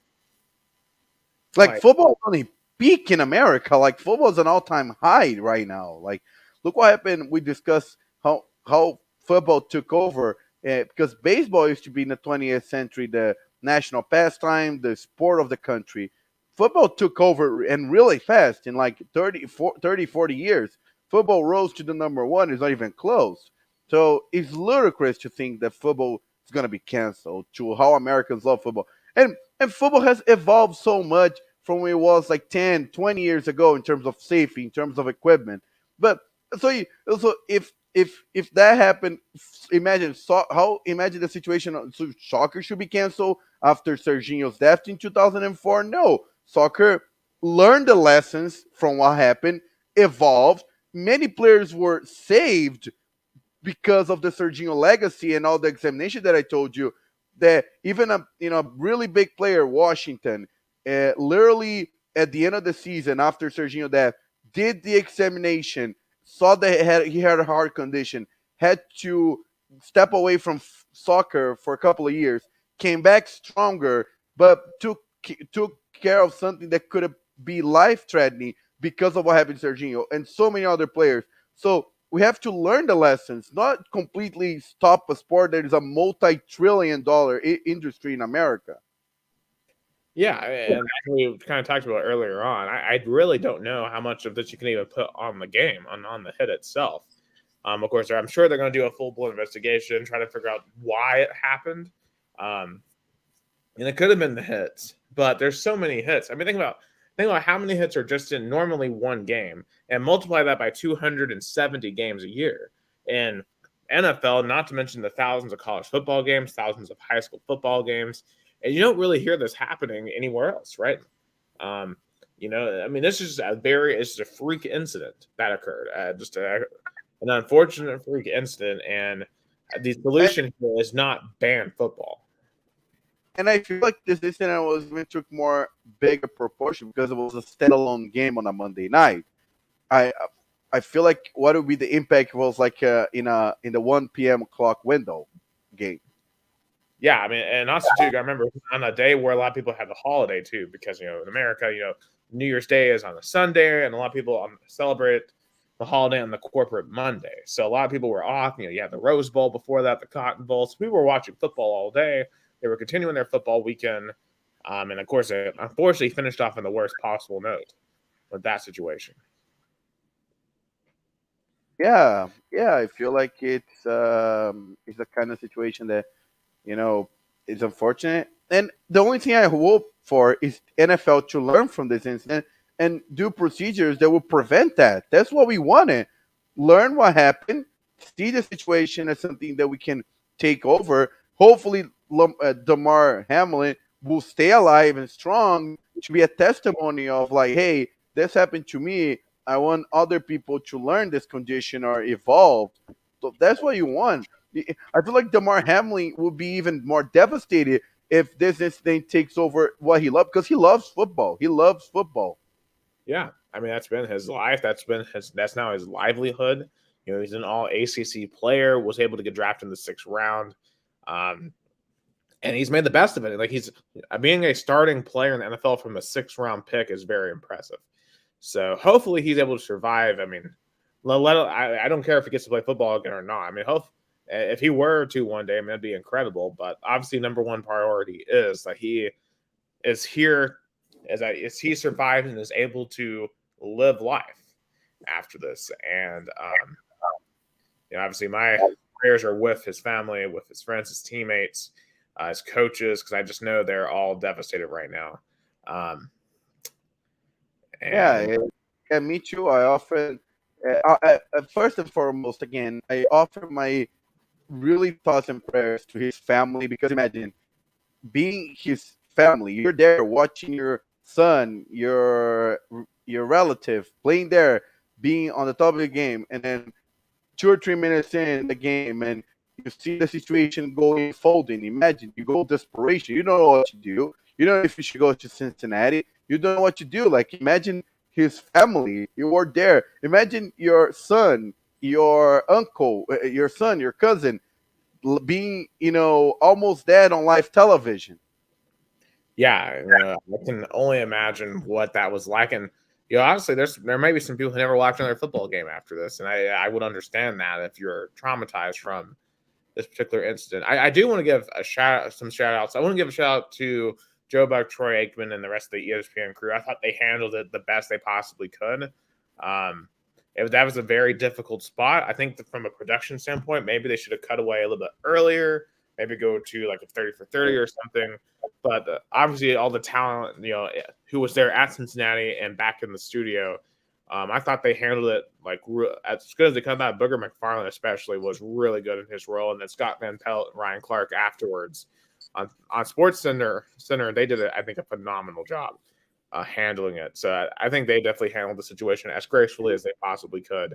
And there was a lot of discussion because for sports journalism, these people are still journalists, but most of the time you think about sports, it's a fun job. You're not thinking about hardcore issues, but you still every now and then you got to go in and you got to like flip the switch. And journalism's all about flipping the switch. In the same day, I could go cover a fun charity event and a brutal murder scene. So, I just want to give them all a shout out. Also, and to add to you and to add your shout out, I give shout out also to Fernando Nardini, and Paulo Antunes, the broadcaster on the Brazilian ESPN, also had to handle the situation, and they were emotional. I even watch a Instagram live that Paulo Antunes. He is a really good, funny commentator. He was emotional, trying to best good. And imagine, like Brazilian ESPN don't have access to anything that is on the field. They're completely on the studio. They have only what they see on the image. It's not like the American ESPN that they have the sideline reporter, all the things happen on the field. Like Brazilian ESPN is completely 100% studio. They only had the same kind of information that we both had on Twitter and on social media. Yeah, also, too, I want to shout out the Bengals fans who were in attendance at the game as well, because I thought they were absolutely class during the whole thing. Because, football fans, I know they're drunk. They're there to have a good time. They were rowdy. I mean, that crowd, they were electric for the first part of that game. But obviously, they, I think, quickly figured out the severity of the situation, and they were very classy in how they handled the situation. They gave both teams a standing applause. They went off the field. And, when the game was canceled, they went out in a very orderly fashion. A lot of them went down to the hospital and started praying for Hamlin. And a lot of them have been raising money for his charity and stuff. And I mean, because you got to remember, the Bills were not at home. They were at Cincinnati. And I thought the Bills fans who were there really handled that situation with absolute grace. So just absolute shout out to them as well. I was very impressed with the Cincinnati crowd on Monday night. I think we might have temporarily lost Gus for a second. So hopefully he gets back here. I guess I do want to kind of transition for a second into before we start going into picks, and obviously football's been the last thing on a lot of people's minds the last 48 hours, but we do need to talk about how the rest of the season is going to proceed forward, because we still have this Bills-Bengals game that is currently suspended. We don't know if it's going to be made up or not. There's several scenarios if it's going to be made up or not. Unfortunately, in terms of timing, it is unfortunately, we're here at the last week of the season, so there's really not an opportunity to make it up unless you dramatically alter the schedule. And it looks like at this point, week 18 is going to go on as scheduled. So the question is now, do you put Bills-Bengals as a standalone game in a quote-unquote week 19 and delay the playoffs by a week? So Gus is still having those connection issues. Or do you call it a no contest and give both teams either a tie, or do you just not play it at all and then kind of determine playoff standings based on winning percentage? And there's so many different scenarios that could play into that. I know like Bengals-Ravens for this week, for example, if the Bengals had lost on Monday night in a complete game, that would have made Bengals-Ravens the AFC North title game. Do we have you back, Gus? I think so. The internet's not. It's a lot of rain here. The internet's trying to fix that here. Yeah, I don't know if you got to hear any of that. Do you have me now? Do you have me now? Yes, I have you now. I don't know. Did you get to hear any of that? I'm sorry. The internet was going in and out. I'm really sorry. Yeah, basically, I shout out the Bengals fans for being classier in how they handled the situation in the stadium, both during the incident and after the game. You'll be in just orderly exiting and all that. Also, I kind of went ahead and started going into what's going to happen now, because it looks like Week 18 in the NFL is going to be played as normal. And this Bills-Bengals game, they have a choice. The NFL has a choice to make. Do you just kind of declare it a no contest? Do you give both teams a tie? Or do you try to play it next week? But next week's supposed to be wild card weekend. And a solution some people are floating is, the NFC plays wild card weekend as normal, but then the AFC has a whole bye week except for the Bills and Bengals who play that game. Like, what do you do? Because you don't really have a ton of options here. Yeah, I mean, first of all, let's analyze the standings. Let's look at the standings. Because the Bills are already a division champions, but and I believe the Bengals also are division champions, right? Well, if the game is suspended, then they are division champions, because there's no way the Ravens can make it up. Because what would have needed to happen is the Bengals would have needed to lose for the Ravens then to have a chance to beat them straight up to win the division. So there is an importance to this game being played. That's the thing, though. It's like, I think what the NFL is going to do, they're going to let Week 18 roll over. And what if, let's say Cincinnati wins and wins the division, and the Bills wins as well, and let's say the Chiefs wins as well. But then the NFL will go to both teams like, do you guys want to play? Because then if, let's say, the Bengals and the Chiefs, the Chiefs play the Raiders, the Bills play the Patriots, which is still fighting for contention, and the Bengals they play the Ravens, which now is more than ever a division title game. So I think the NFL is going to pretty much wait for what happened in Week 18 to make a decision on this game. That's what I think they're going to think about it. Yeah, I think that would be very wise to see what happens and how necessary this game would be. Because if there is anything necessary to it, then I think you got to find a way to play it. And they could, I think I saw Troy Benson bring this up. You could try to implement like a COVID thing, remember? Because remember when they were playing games on like Tuesdays and Wednesdays and stuff?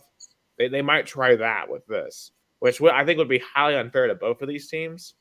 But I don't know how else you fix it. Now, I do remember as well, you do have a bye week between the AFC Championship, the NFC and NFC Championship games and the Super Bowl because you had the Pro Bowl in that week. But if you needed to, you could move the title games a week later if you needed to. Yeah, and let's say, I think nobody's going to be butt hurted if the Pro Bowl won't happen this year. Oh, I think the I mean, NFL would be butthurt though because they spend a lot of money on that thing. yeah, So maybe play the Pro Bowl the week after the Super Bowl. that's just what they used to do. That was the tradition for a very long time. But I don't know if you could just reschedule it for 2 weeks later because that's the logistics of it are Yes, pretty wild. it's going to be hard to find a solution. It's going to be hard. Yeah, because I think the Super Bowl is immovable. You cannot move the Super Bowl. I would say the Super Bowl is because Super Bowl this year is in a God. Where is the Super Bowl this year? Is in I believe in Arizona. Okay, yeah, Arizona. So Yeah, yeah, Glendale, Super Bowl, Arizona. you can't move that. But the Super Bowl is immovable. So yeah, it's gonna be interesting to see because you can't let one game completely wreck the entire schedule. If you're Roger Goodell and the entire league, but I mean, you had no other choice. You had to stop that game because those players were in no condition to keep on playing because obviously mentally they were with Damar Hamlin. So they made the right choice, and now you just got to find a way to crisis manage the rest of the season. Yeah, it's. I mean, I feel like what they're gonna do is wait. Is gonna see what happens on week 18, and then we'll make a decision. Yeah. I guess let's get into some picks. As wrong as it might feel right now, we're still going to have some football being played. We will have some teams back on the gridiron on Saturday, so let's get into it. And of course, I know with the rankings, of course, we lost the game with Bengals Bills, but how did we do in the other games? Yeah, I'm gonna try. With all the discussion that we had, I even, made the. So we both picked the Cowboys to win, so we got that right. Unfortunately. Yeah. Hey, I'll say. I'll get into this in a moment. Well, I'll wait to give my thoughts on Dobbs here in a minute. Yeah, we both picked the Falcons. We both picked the Lions to win. We both. I picked. We both picked the Chiefs. We both picked the Patriots. We also both picked the Giants, and I picked the Saints. I picked the Saints. Right, you did. You did. Call. I picked the Saints. I think and I like this guy to go over. Like we're gonna talk about title, but the Eagles without Jalen Hurts is a completely different team. Yeah, I feel like that's what's been hurting the team, and I kind of felt that the Saints were going to take advantage of that. Yeah, you're definitely right about that. Gardner Minshew, unfortunately, not the answer for Philly. Yeah. As much fun, as much like kind of mystic image and kind of different Gardner Minshew is, he's not the answer. Jalen Hurts needs to come back, and also a lot of people comparing Gardner Minshew to Nick Foles. It looks like he's not going to be Nick Foles. Nope. Yeah. Unfortunately, Nick Foles is no longer Nick Foles either. So yeah, so that was his season. So you picked the Bucks, I picked the Panthers. So you got that right. You picked the Browns, and I picked the Commanders. And did you saw that clip from the press conference on Ron Rivera that he didn't know that his team could have been eliminated that day? That's so bad. Like, and you literally bench Heineke for one bad performance to go back to a guy that sucks, and Carson wins. And it's just, I mean, I told you that's why I said Carson. You can't trust Carson Wentz. And that's one thing I want to talk about. How sad is coming to an end? Kind of not coming to an end, but how downfall Carson Wentz's career is. It had so much promise. He was doing so well on that 2017 season for Philadelphia. He got injured on the middle of the season. Nick Foles took over and won that Super Bowl. But a lot of people had hopes that he was going to be a high achiever. He was not. He left Philly. What? Yeah, it's just really sad to see his downfall, the way it's been, because after the injury, he was never the same. Yeah. Then he went to the Colts, didn't work. Now he went to the Commanders, didn't work. and I think he's going to be relegated to a second tier quarterback. He's going to be the same level as Teddy Bridgewater, as the former Mitch Trubisky and Tyler Haneke, like a bridge quarterback or a backup quarterback. Yep. I mean, and that's what we're also going to see like a Zach Wilson and a Davis Mills get reverted to as well. Yeah, yeah. So I think it's sad. Then we both pick the Jaguars to win, and then we both pick the 49ers to win. I picked the Jets. I still had some. Uh, Actually, you picked the Jets, or you? I might have, I might have picked the Jets there. Yeah, I picked the Seahawks. I don't know why, but the Jets are eliminated. I knew the season was coming, but I think I have hopes for the Jets. The Jets, I think, should really go strong for Derek Carr. I think Derek Carr or even Tom Brady. I think Tom Brady would fit in New York. I Imagine. wouldn't go for Tom Brady. I would go for Derek Carr. Yeah, but the Jets have to go really strong for a quarterback. This Dallas is missing. He's a good roster. Robert Sala is doing a tremendous job, but neither Zach Wilson or Mike White is the answer. We both. You picked the Packers. I picked the Vikings, and Prime you picked time Kirk Cousins. Prime time Kirk Cousins. What did I tell you? I'm Kirk Cousins. Can't trust, especially on the road. We both picked the Rams, and we were both wrong. The Chargers destroy it in the LA Derby. I mean, are the Chargers getting over their charging? Because this felt like a spot where the Chargers were going to choke, but they went out and took care of business. Are the Chargers now a team that we can trust? Yeah, feels like might be because the Chargers looks like a team that it was not going to be trustable, but it looks like they're. Of course, the Rams are and it will now is official the worst team after Super Bowl win. So you can't have any kind of path, but like see any kind of comparison. But the Chargers are going to be going strong in the postseason. Then you pick the Steelers, I picked the Ravens, and the Steelers are one win away, and I think they're gonna go in. I have a feeling that the Steelers are gonna sneak in on the 7th spot. I have a feeling.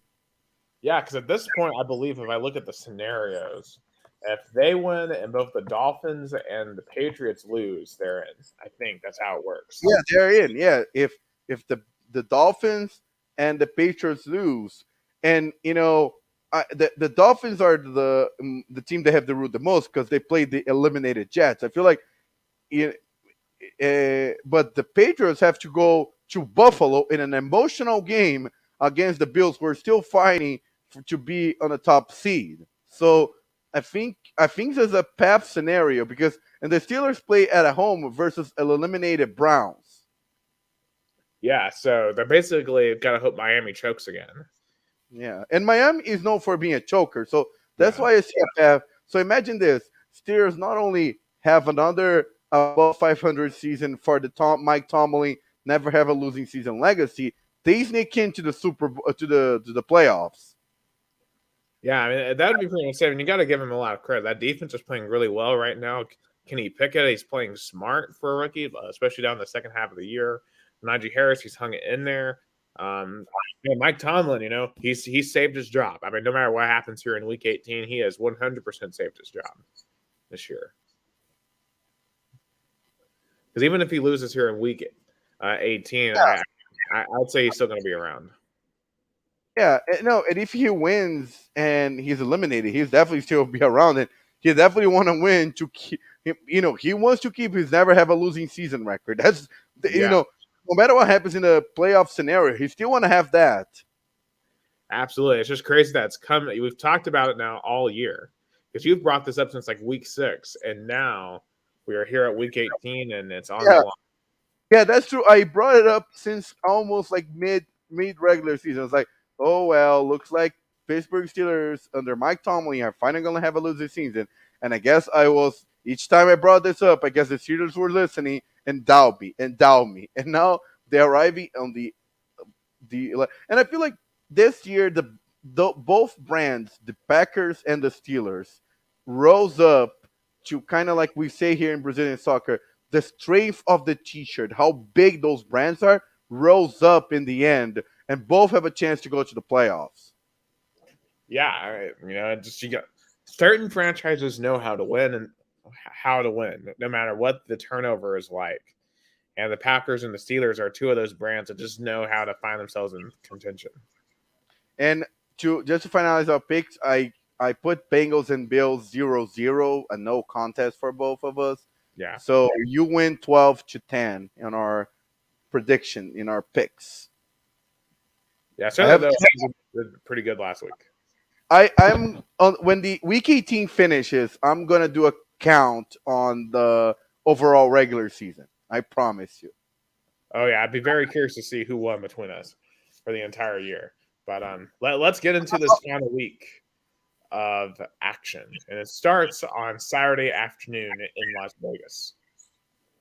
Yes, where the 6-10 Las Vegas Raiders faces the 13-3 Kansas City Chiefs, who, if they win, they are already a first seed. And I guess the Raiders are going to play Jason Stidham at a quarterback. And it's fair. I feel like they're trying to save Derek Carr as an asset of a trade. They don't want him get hurt and lose value on his asset. Oh, absolutely.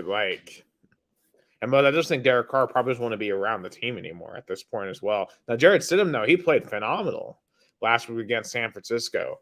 But I don't know. I don't see him doing it again. I think, they had a kind of a dead count bounce game on Sunday, plus the 49ers Raiders are kind of rivals. And I know Chiefs Raiders is a rivalry too, but I do like the Chiefs here to get the win. And it'll be interesting to see here. They go to 14-3. Then you put yourself in the scenario of the Bills, where if they win, they're 13-3. And then I think really then you got to find a way to play that Bengals game.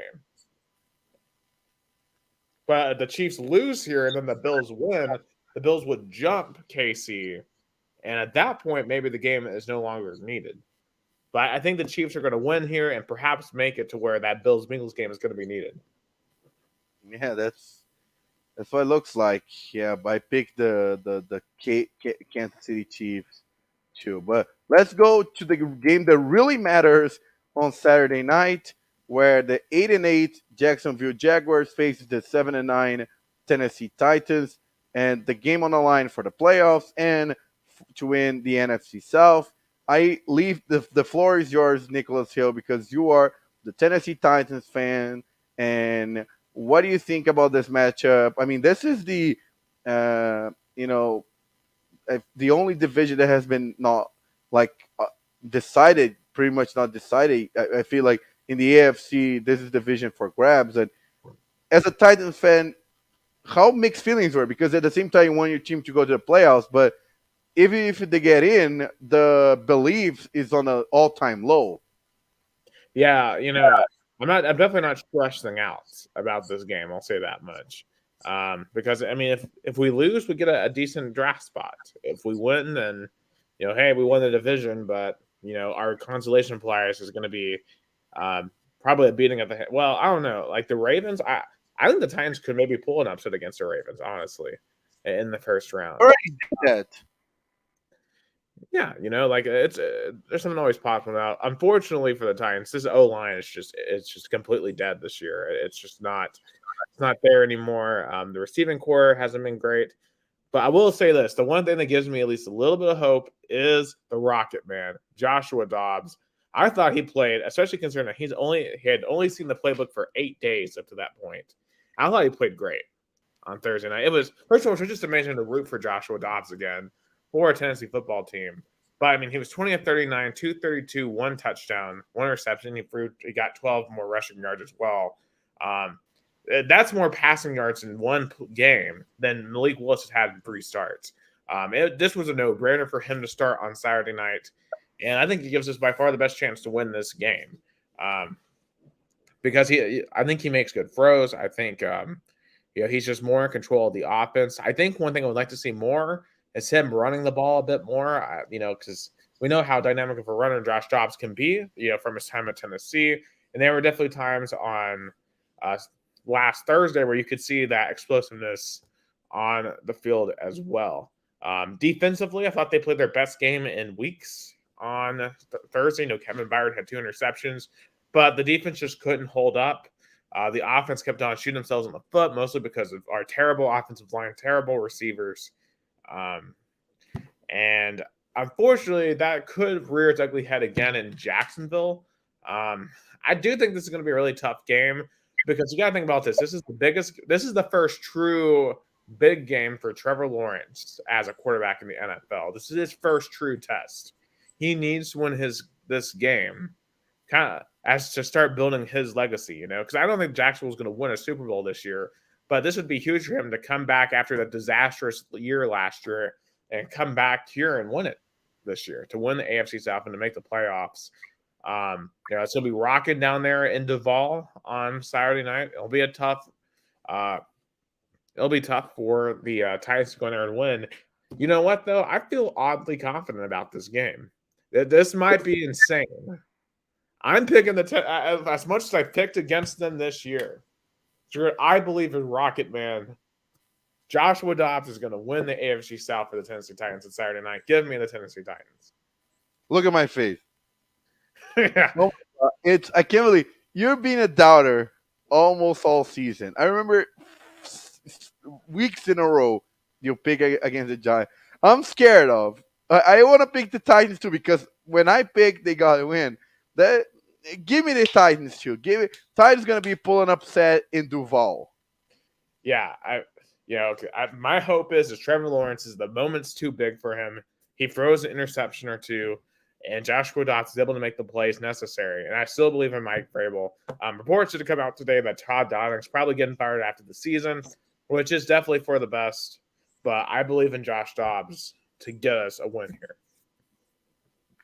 So that was the game for Saturday, which, I like this double header. I feel like it. The only difference is I would have put this Chiefs game on Sunday, and I would have picked the Steelers, the Bengals and Browns to put on this window since it's kind of the decisive division window. Yeah, I guess that would have made sense. I think the Titans Jaguars should be Sunday night. I don't understand why the Packers. But NBC wants to put the beloved Aaron Rodgers, in a do or die game. You know that? Yeah, that's very true. Yeah, I remember the Titans were on the same kind of spot, and they were on the Sunday Night Football back in 2019 season. Yeah, and that did not go well against the Colts. That definitely did not go well. Yeah, that's true. It was in Nissan Stadium. I remember vividly rooting for the Titans, and definitely it was a win for the Colts. But on Sunday, on the 1 p.m. window, the 6-10 Atlanta Falcons host the already division winner 8-8 Tampa Bay Buccaneers. I feel like the Bucs wanted to win to at least get a not being an under 500 division winner. I feel like the Falcons have nothing to play for this season already. They want to probably get a better draft pick. I definitely picked the Bucs. Yeah, obviously the question here, are the Bucs going to rest? It looks like the Bucs are not going to rest to try to get some more momentum. So I'm going to agree with you. I'm going to take the Buccaneers to win this football game. But that's always the thing with Week 18 the games. The last week is who's resting, who's not resting, and clearly the Bucs are not resting. So they want to. They feel like, and Tom Brady definitely wanted to keep that momentum to kind of make the team stronger to the postseason. Yeah, because they're probably about to play I would imagine the Cowboys, but maybe the Eagles first round. So wherever they get there, it's going to be a tough first round game. Yeah. The next one is the 12-3 Buffalo Bills playing the 8-8 New England Patriots. Both have this game for both teams have playoff implication. For the Buffalo Bills, they still, with the game still being undecided what to do with the Bengals and Bills game, they have to win to at least fight for a first seed, and the Patriots If they win, they're in. They're in again on the wild card. Yeah, and obviously a lot of this comes down to what is the mental mindset of the Buffalo Bills. My guess is they're going to come out fighting hard for Damar Hamlin. They're going to come out, kind of just with that mindset of we want to win this thing for Damar, and I think they're going to go out and they're going to smoke the New England Patriots. I really think they're just going to go out there and they're going to play for their brother, and they're going to go out there and they're going to win big. And plus, the Patriots, to me, they've played better, but if the Bills are playing at their best, the Patriots should be coming nowhere close to beating Buffalo. Me too. I agree. I feel like Buffalo already shown this kind of Tom Brady-less Patriots that they're not. They're actually the big brother right now in the division. They destroyed last season in wild card spot. Now with all the emotional standpoint because of Damar Hamlin, I think the Bills are going to crush it too. Now to a NFC North game between the 12-4 Minnesota Vikings versus the 3-13 Chicago Bears. Of course, the Vikings are not going to. What? Oh, nothing. Just go. I was going to say, I guess the Vikings are not going to rest because they're still fighting for our first seed. They still have a chance to be a first seed, even though it's kind of unlikely. They have to San Francisco and the Eagles to lose, and also the Cowboys to lose. But they still, I feel like, and I think they're gonna do their part. They're gonna win. The Bears look awful. Do you saw the interception that Justin Fields threw? Yeah, he was definitely more of a running back than a quarterback last week, and I don't think he's going to play this week because he got hurt. So that's going to make the Bears offense, just non-existent. Definitely this offseason they're going to have to draft some help for Justin Fields. So I think he still has a lot of potential. Oh yeah, but some help. He needs a lot of help. Yeah, he needs to be surrounded with talent, not only O-line, but in terms of receivers. Oh, for sure. The receiving core there is not good at all. I guess we both picked the Vikings. Yeah. The Vikings are going to win here. And another division matchup. I guess all division matchups, but now is for the AFC North. The 11-4 Cincinnati Bengals hosting the 10-6 Baltimore Ravens. The Bengals already clinched the division, but they have to win no, they haven't clinched the division because they still have 2 games to be played. This one and the game against the Bills. So the Ravens are going to win. This is going to be a strong game. I mean, we both even said it could have been a standalone game on a Saturday night, but how emotional is going to be for Cincinnati in this game? Yeah, because they're the team here. Because it wasn't their brother, it wasn't their teammate that was in the that collapsed on Monday night, but still it happened in their stadium. They were visibly shaken as well. It's gonna be interesting. I think the Bills are definitely gonna have something to come out and play for. Will the Bengals share that? I don't know. Because I felt like they had all the momentum in that game to begin with. And they the whole rug got swept out from under them. And in this situation here, the Ravens, I mean, it's one of those results too that could determine whether or not we see Bengals Bills again. The Ravens haven't been playing that well, in my opinion. I'm going to go with the Bengals because I think they are the much better team, and they'll clinch the division here with a win. But we'll see how the Bengals respond here. Yeah, I'm gonna pick the Bengals too. I feel like they're better team, better quarterback, but I think it's gonna be more harder for them because of all the situation happened on Monday. Next is a game that I feel like not even the probably die-hard fans wanted to watch in Indianapolis. The 4-11-1 Indianapolis Colts played 2-13-1 Houston Texans. Tickets as low as $11. It's a hangover game, we can say. Yeah, I know. Maybe the Jason Wire store will watch this game. I don't know. I hope he has other plans in mind. Give me the Texans. I'll take the Texans here to win because the Texans are dumb enough to win this game. Because They're it would playing. be a good idea for them to win this game. Yeah, I mean they're not gonna surpass the Colts, but I'm also tempted to pick the tie. Imagine two teams ended up with two ties in one season. Yeah, gotta remember their tie. The tie was these two teams. Yeah, imagine they played twice and they both games tie. I'm gonna pick a tie. I change. I picked the tie.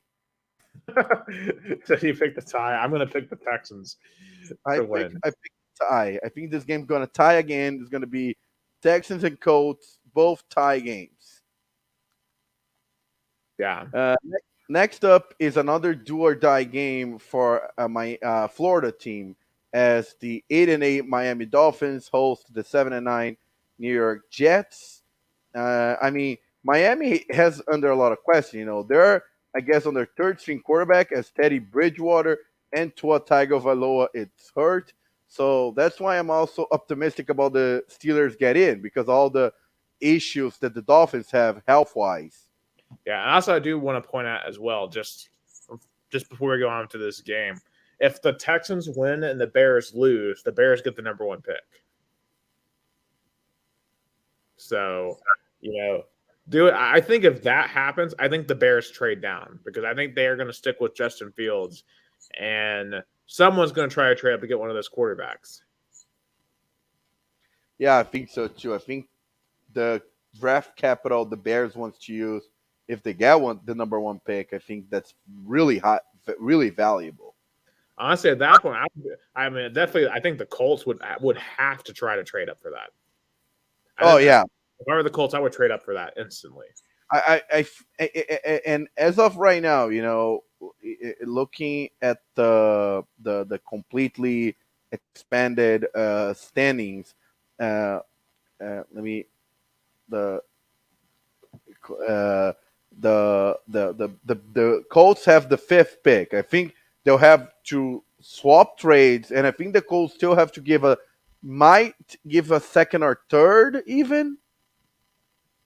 Maybe, and they might have to give away some players. They might have to give away. I mean, I don't know. I think obviously you can't give away Jonathan Taylor, but anyone else I think would be up for grabs. Yeah, even I wouldn't even think even Matt Ryan. Matt Ryan could mentor Justin Fields, or do you don't think that could happen? I don't know why you don't want to bring in Matt Ryan at this point, unless you were just absolutely desperate. I think honestly, I would honestly want the Titans to consider trading up. I mean, I don't know with what assets that would, but I think Ryan Tannehill could be an asset. Could honestly, yeah, I would trade up for Bryce Young or C.J. Stroud. Like, shoot, like we need a quarterback of the future. Malik Willis definitely is not it at this point, and Bryce Young and C.J. Stroud look like much more solid prospects at this point in time. So, but in the Miami game, I'm feeling Jets. I think the Jets are gonna spoil the Dolphins season. I agree. Well, actually, you know what though? I do like Mike McDaniel as a coach. I do like their roster overall. Maybe Skylar Thompson can work some magic out, and they can avoid the absolute disaster. So I'm going to go with Miami. I'll go with Miami to win, and of course, if the Miami wins, and then the Jets, and then if the Patriots lose, I believe that puts Miami in the postseason. Yeah, that was Miami if Miami win and the Patriots lose. Yes. So next up is the 7-9 New Orleans Saints versus the 6-10 Panthers. Another game that has absolutely no value. Tickets going as low as $8. There's pretty much nothing to watch for, I would think. Yeah, there's really nothing here. I'm going to pick the Panthers. They are playing better. I mean, then again, they might be kind of hungover after the way last week ended, but I'll pick the Panthers. I pick the Saints. I mean, they were eliminated, they played really good against the Eagles, and I think they want to finish the season strong, winning at home. I pick the Saints. Yeah. Next one is the 8-8, the game that could change. I think the team that's going to be qualifying for the playoffs, the 8-8 Pittsburgh Steelers versus the 7-9 Cleveland Browns, which, by the way, play really fine against the Commanders. Tip the cap to the Browns. Yeah, like to me, I don't think Deshaun Watson is still playing great football, but as I said, he's still knocking off the rust. I will pick the Steelers here. I think the Steelers are going to finish 9-8. Granted, I'm picking the Dolphins to win, so that keeps them out. But hey, if the Jets win, like you say, then that puts them in the playoffs. So I really do like Pittsburgh here. And I feel like, honestly, I wouldn't want to play. I wouldn't want to play Steelers right now. I definitely don't. Even as Buffalo or Bengals, even Bengals. If a team like the Cincinnati Bengals play the Steelers right now, I don't know. It could be an upset. It could be an upset alert. It definitely could be, especially with what those two teams just went through on Monday. But yeah. So I guess you're picking the Steelers too. Yeah. I'm picking the Pittsburgh Steelers, and now with that win, my narrative of Mike Tomlin finally have losing season is gonna crash. It's not gonna happen. Yeah, that would And be. next one is the 4-12 disappointing, ridiculous Denver Broncos versus the 10-6 Los Angeles Chargers. The Chargers are, if they win, they keep the fifth seed, the top seed outside of division winners. And I guess the Broncos fans, I don't even want to go to that game. At this point, I want this season to be over with. I think at the end of the game, fans are going to be like celebrating the end of the season because it's been a roller coaster of a bad season. Yeah, it's been I mean, it's probably the single most disastrous season for any team in the entire league was the Denver Broncos. I mean, as we talked about last week, when you have Patrick Starr roasting you on Nickelodeon, that just is in a nutshell just how bad of a season you've truly had. And the way there were expectations coming on the season, that was the But worst. they played well last week. They fought hard in KC. And maybe that's hope for next year with whoever they bring in. Rumors are they're trying to offer Jim Harbaugh $20 million. He is not going. He is Yeah, not going I don't think so. Not to Denver. because Denver has a cap a hell a hell a really bad situation with the salary cap. With the Russell Wilson contract, no draft capital. Because I think what and we're gonna talk about Jim Harbaugh's situation. He wants to go to a team with draft capital because he know all the talent in the college football world, and the Denver Broncos does not have that in the short term. Oh, yeah. And those are a lot of good points for sure. And is Russell Wilson fixable at this point too? Because he's definitely fallen off a cliff this year. And how much of that was Hackett? How much of that was the offensive line? But as you said, they don't have a lot of draft capital. So how are they going to fix an offensive line? Here, I definitely think that the Chargers are going to win. I think the Chargers last week proved that this team aren't a bunch of jokers. They're going to be riding high into the postseason. Next one is the NFC West matchup between the 13-3 Philadelphia Eagles versus the 9-6-1 New York Giants. Both already in the playoffs, but the Eagles still have to win to lock the first seed. And it's really important to have the first seed because you don't know if you're going to have a fully recovered Jalen Hurts. And for the Giants, is the only thing they have to play for. They literally have nothing to play for because if they lose, they're going to be 9-7, and the Seahawks or the Packers or even the Lions get to a 9-8. So literally, there's nothing to play for. The Giants are going to rest even the assistant Even the water boy is going to be rested because they have nothing to play for. I mean, I would rest if I'm the Giants. I would if I'm the Bucks and the Giants. I rest this week. And looks like the Bucks aren't going to heed that advice. I hope the Giants do though. With that in mind, I just think the Eagles are going to come out with more ferocity than the Giants here, just because the Giants. I mean, what do they have to play for? I am going to go with the Eagles to lock.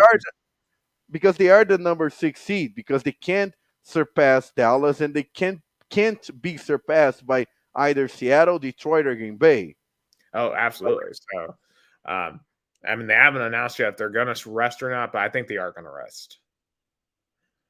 I guess we both picked the Eagles. Yes.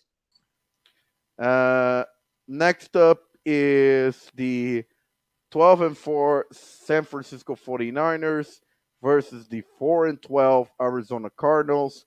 I mean, the 49ers have to win this game because they I mean, even though the Eagles are the favorites, they still want to win at least to lock the number 2 seed to host a top matchup in the wild card weekend, or even maybe the Eagles would stumble without Jalen Hurts and they will be the first seed.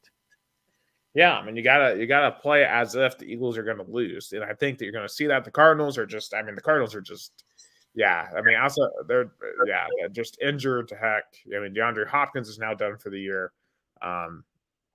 No reason for the Cardinals to win this game. I don't see how they do it. Niners are going to win big. Yeah, I agree with that. You give me the 49ers. Next up is a game that a lot of Detroit fans feel like should have been, maybe on a 1 o'clock window alongside their game, or even maybe playing on Sunday night alongside. But the 8-8 Seattle Seahawks played the 5-11 Los Angeles Rams. If they win, they're gonna wait for the Sunday night game because the Green Bay Packers still have to lose. But I feel like the Rams are gonna win this game. I think the Rams are gonna pull an upset. They're playing really well. I think Sean McVay wants to see if Baker Mayfield really can be a solid backup for Matthew Stafford. Give me the Rams. I think the Rams are going to win. And if the Rams win, it's going to be a legendary matchup between Detroit and Green Bay. I agree. Give me the Rams. I think the Rams are going to go in here. I mean, I know Seattle played well last week, but that was the Jets are just falling apart. I know the Rams didn't play well against the Chargers, but the Chargers are way better than the Seahawks too. This feels like a game where the Seahawks are going to come out and lay an egg. I like the Rams. I mean, I do hope, because this, we're going to get to the Sunday Night Football in just a minute, but I mean, if the Rams win, what a matchup we're going to have on Sunday night. But before the Sunday night game, the last game on the 4 o'clock window, the 7-8-1 Washington Commanders faces the 12-4 Dallas Cowboys. The Cowboys still playing even for the division, because if the Eagles stumbles, not only they're fighting for the division, they're fighting to be a first seed.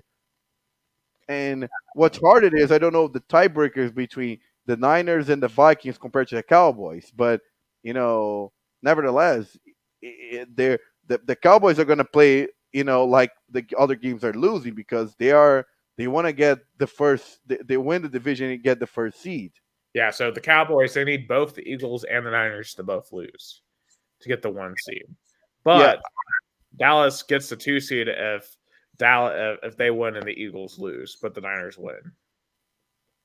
Yeah, I think the Niners are going to do their part. They're going to win their game. And because if they win the division, I think it's going to be even more proud, because it was a really heated division battle between both of those teams. You saw what happened on the Christmas Eve game. Oh, yeah. I mean, it's been a phenomenal division. It's been the best division in the entire league. And I think the Cowboys are going to find a way to win, but I will caution Cowboys fans. I still just don't like some of the things I've been seeing, some of the turnovers from the Cowboys, some of the in-game management decisions by Mike McCarthy and Dak Prescott. I'm very concerned about them in the postseason getting upset. Whoever they play, I'm putting them on upset alert, because I'm not sold on the Cowboys going deep in the playoffs.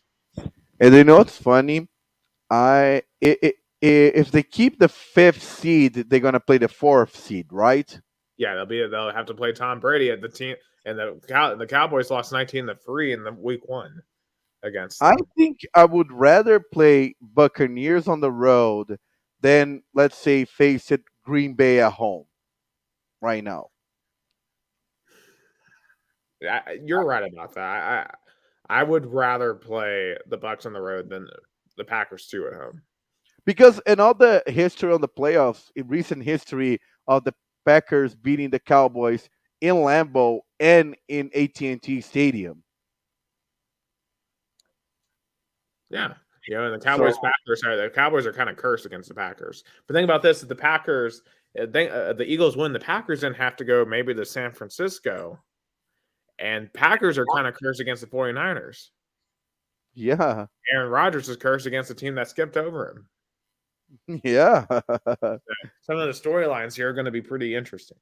Oh yeah, definitely. And to top it off, as we mentioned, the Packers, they're hosting the Sunday night football game, the 8-8 versus the other 8-8 Detroit Lions. But I think no matter what happens in the Detroit game, the Lions are still gonna fight, because imagine if they eliminated the Packers, they're still gonna be feeling proud. Oh Right? yeah, the Lions are showing up no matter what. I think the Lions are in no matter what. Of course, if the Seattle Seahawks lose, they have so much to play for. It's going to be double. But even if they're eliminated before the game starts, they still want to, imagine eliminated their rival. It's still something to be proud of. Oh, absolutely. Like honestly, I would have put Titans Jaguars here just because, but I get it. For why you would want the Packers there. But I'm going to go Green Bay here. It's in Lambeau. Detroit, I think, has only won once up there in the last 30 years or something. Like they struggle to win in Green Bay.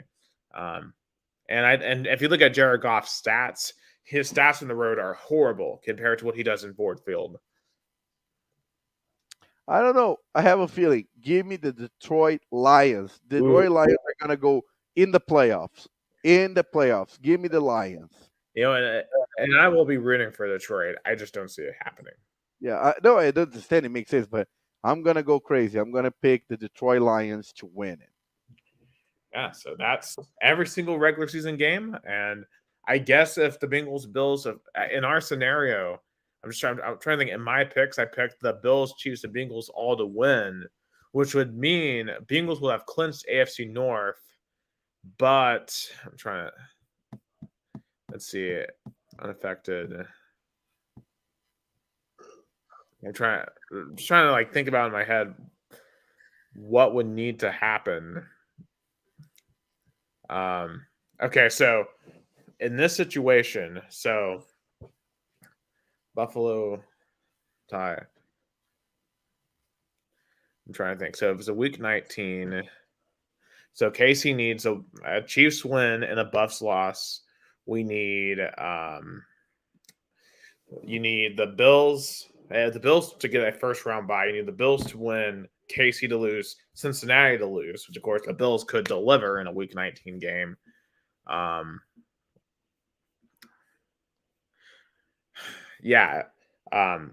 this is difficult. So I think in the scenario that at least that I have pushed out with my predictions, the NFL would have to do a Bills Bengals. It would have to find a way to play that game, because the ones who would come down to it, that the Bills would have a chance to win, to go to a 1 seed if they won, or I think honestly I'm not sure, but if the Chiefs lose this week, then the Bengals would have shot the 1 seed. So I don't know. It'll be It's interesting wide to see. open. Both conferences are wide open in terms of first seed or even the top seeds. I think only seeds that are not changing is the fourth seed is going to be an an AFC South no matter what. And in the Nash in the and in the NFC, only the fourth seed and the sixth seed are not changing no matter what the outcomes on the week 18. Yeah, so we'll have to kind of wait and see. Hopefully, we know more soon about what the NFL is going to do. But the Bills Bengals, obviously, as we leave onto the NFL, once again, I just want to reiterate, we are both praying and we're thinking about Damar Hamlin, and hopefully he is able to pull through and the Buffalo Bills will be able to begin to heal from what they experienced on Monday night, because that's nothing no team should ever go through. Oh yeah, that's true. I really thought my big thoughts and prayers to to Damar Hamlin and to his family. I hope they stay strong and hope he come out of this strong than ever and be an inspiration to so many in this country. Absolutely, absolutely, and go donate to this charity if you have the ability to, because I think that's a Now, very, very good cause. I even want to put on the screen if people want to see it. I have the tab right here. Yeah, it's Here. the Jason M's Foundation Community Tour Drive. So it's up to, what is that, $6.8 million right now of what was just a $2,500 goal. So a lot of kids in Pittsburgh are going to get a lot of benefits from this. So definitely go check that out. Jason M's Foundation Community Tour Drive.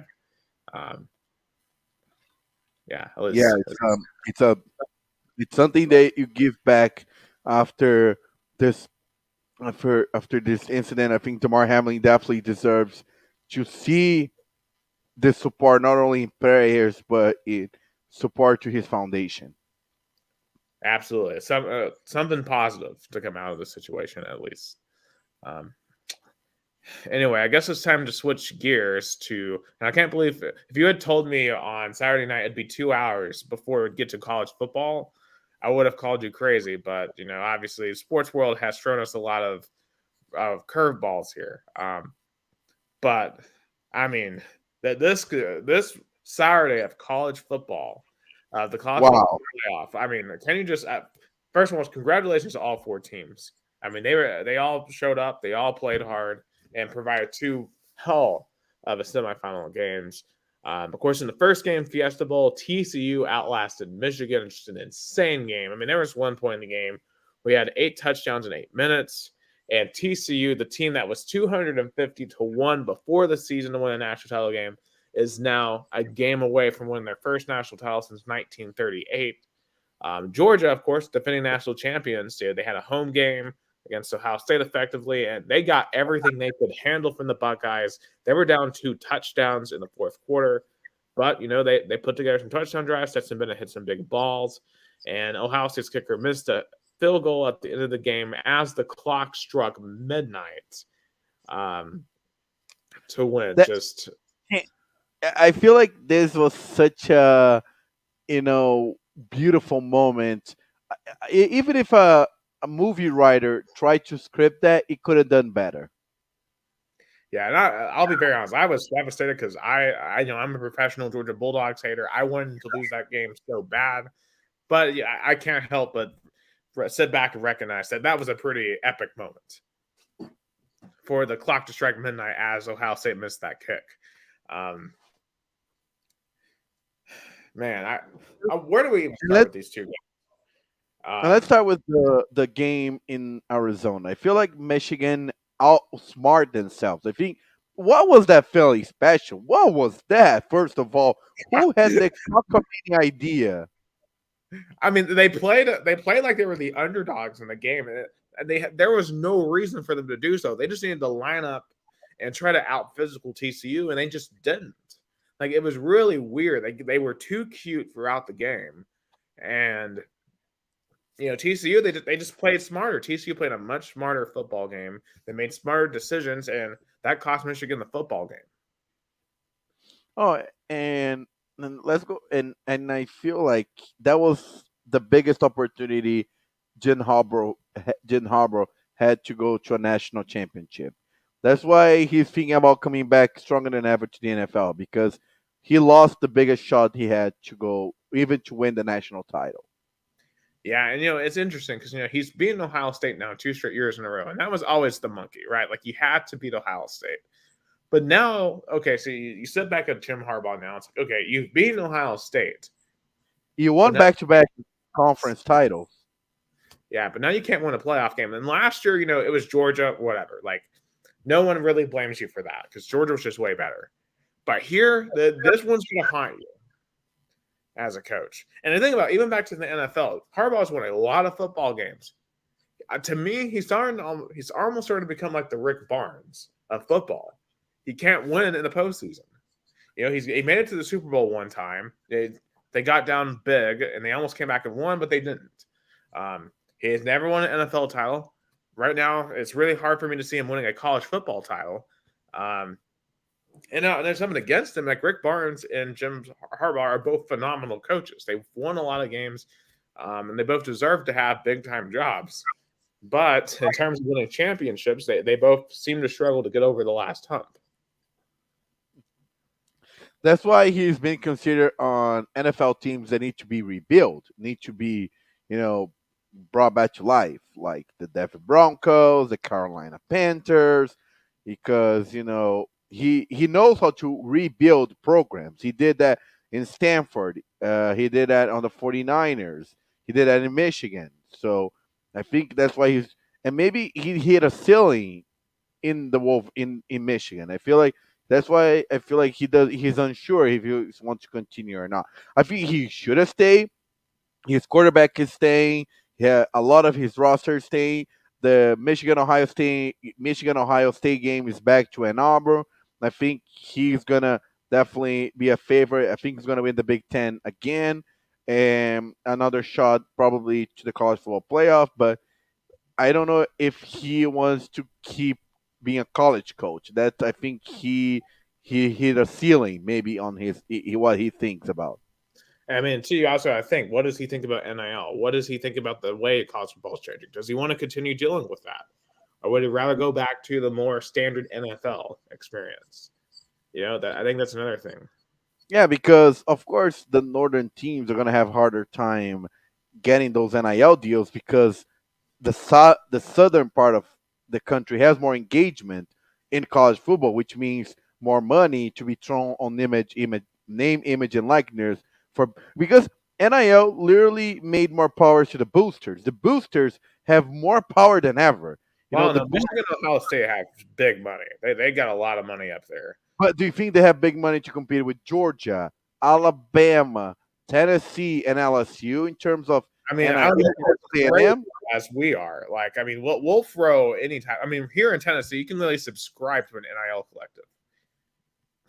I don't know if Michigan has that. Yeah. So, Jim Harbaugh is thinking about, do I have because even if even Nick Saban that is a big winner and legendary coach in college football is worried about not having enough money to get NIL kind of money to lure players, what does Jim Harbaugh think up there in Arbor that he has a harder time to recruit because he's in the north, away from the south where he's holding all the big time players?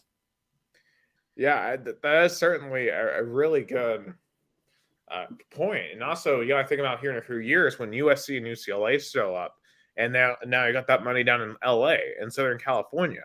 And I think vast majority of athletes are going to rather want to go play in sunny Los Angeles versus Ann Arbor, Michigan, and Columbus, Ohio. And I think that's just going to add more of a stressor to that job. So, I think you're completely right here where this, I think, was their best shot. I mean, Georgia in this postseason has given up 71 points. Michigan, I think, would have had a chance next week against Georgia. But they kind of blew their chance. And I think JJ McCarthy, I thought he played a solid game, especially in the second half, but he made too many mistakes early on. And especially considering his competitor Max Duggan is a very solid player who doesn't make a lot of mistakes. And that's what it came down to. Just Michigan made so many errors in this game, and it allowed TCU to win. But I do want to think about TCU here for a second. Just think about TCU. Last year they were 5-7. They didn't make a bowl game. They bring in Sonny Dykes from SMU. I thought it was just an average hire because I wasn't ever really impressed with Sonny Dykes. He got fired from Cal. He got fired at Cal. He wasn't winning there. The best thing he ever did there was have Jared Goff, and he went 6-6 with Jared Goff in college. Okay, he goes to SMU. They get him into the top 25 at one point, but I mean, I wasn't that impressed with that. SMU in the past has been a top 5 team in the early 80s when they were paying players. But this turnaround for TCU has just been unbelievable. Like, I remember watching them in week 1 against Colorado. It was a Friday night game, and I think they were up like 6-3 at half or something. I thought that they looked like a 7-8 win team. And really all year, like, they were winning games really close or having to come back. I'm just like, okay, they keep on winning, but the shoe's going to drop on this team. This team is going to eventually lose. And they just never did. Now, they did lose in the Big 12 title game, but it was a hard-fought game. And I'm like, okay, they just still deserve to be in the playoff. But they're going to lose to Michigan. Like, it's been a nice Cinderella run, but if this is college football, you don't get Cinderella runs. But maybe they're changing my mind on it. Maybe you can get a Cinderella run. And TCU is the ultimate Cinderella. Like, this is a program that, hasn't won a title since Sammy Baugh was their quarterback in 1938. That for a long time, they were a mid-major program because they used to be in the Southwest Conference.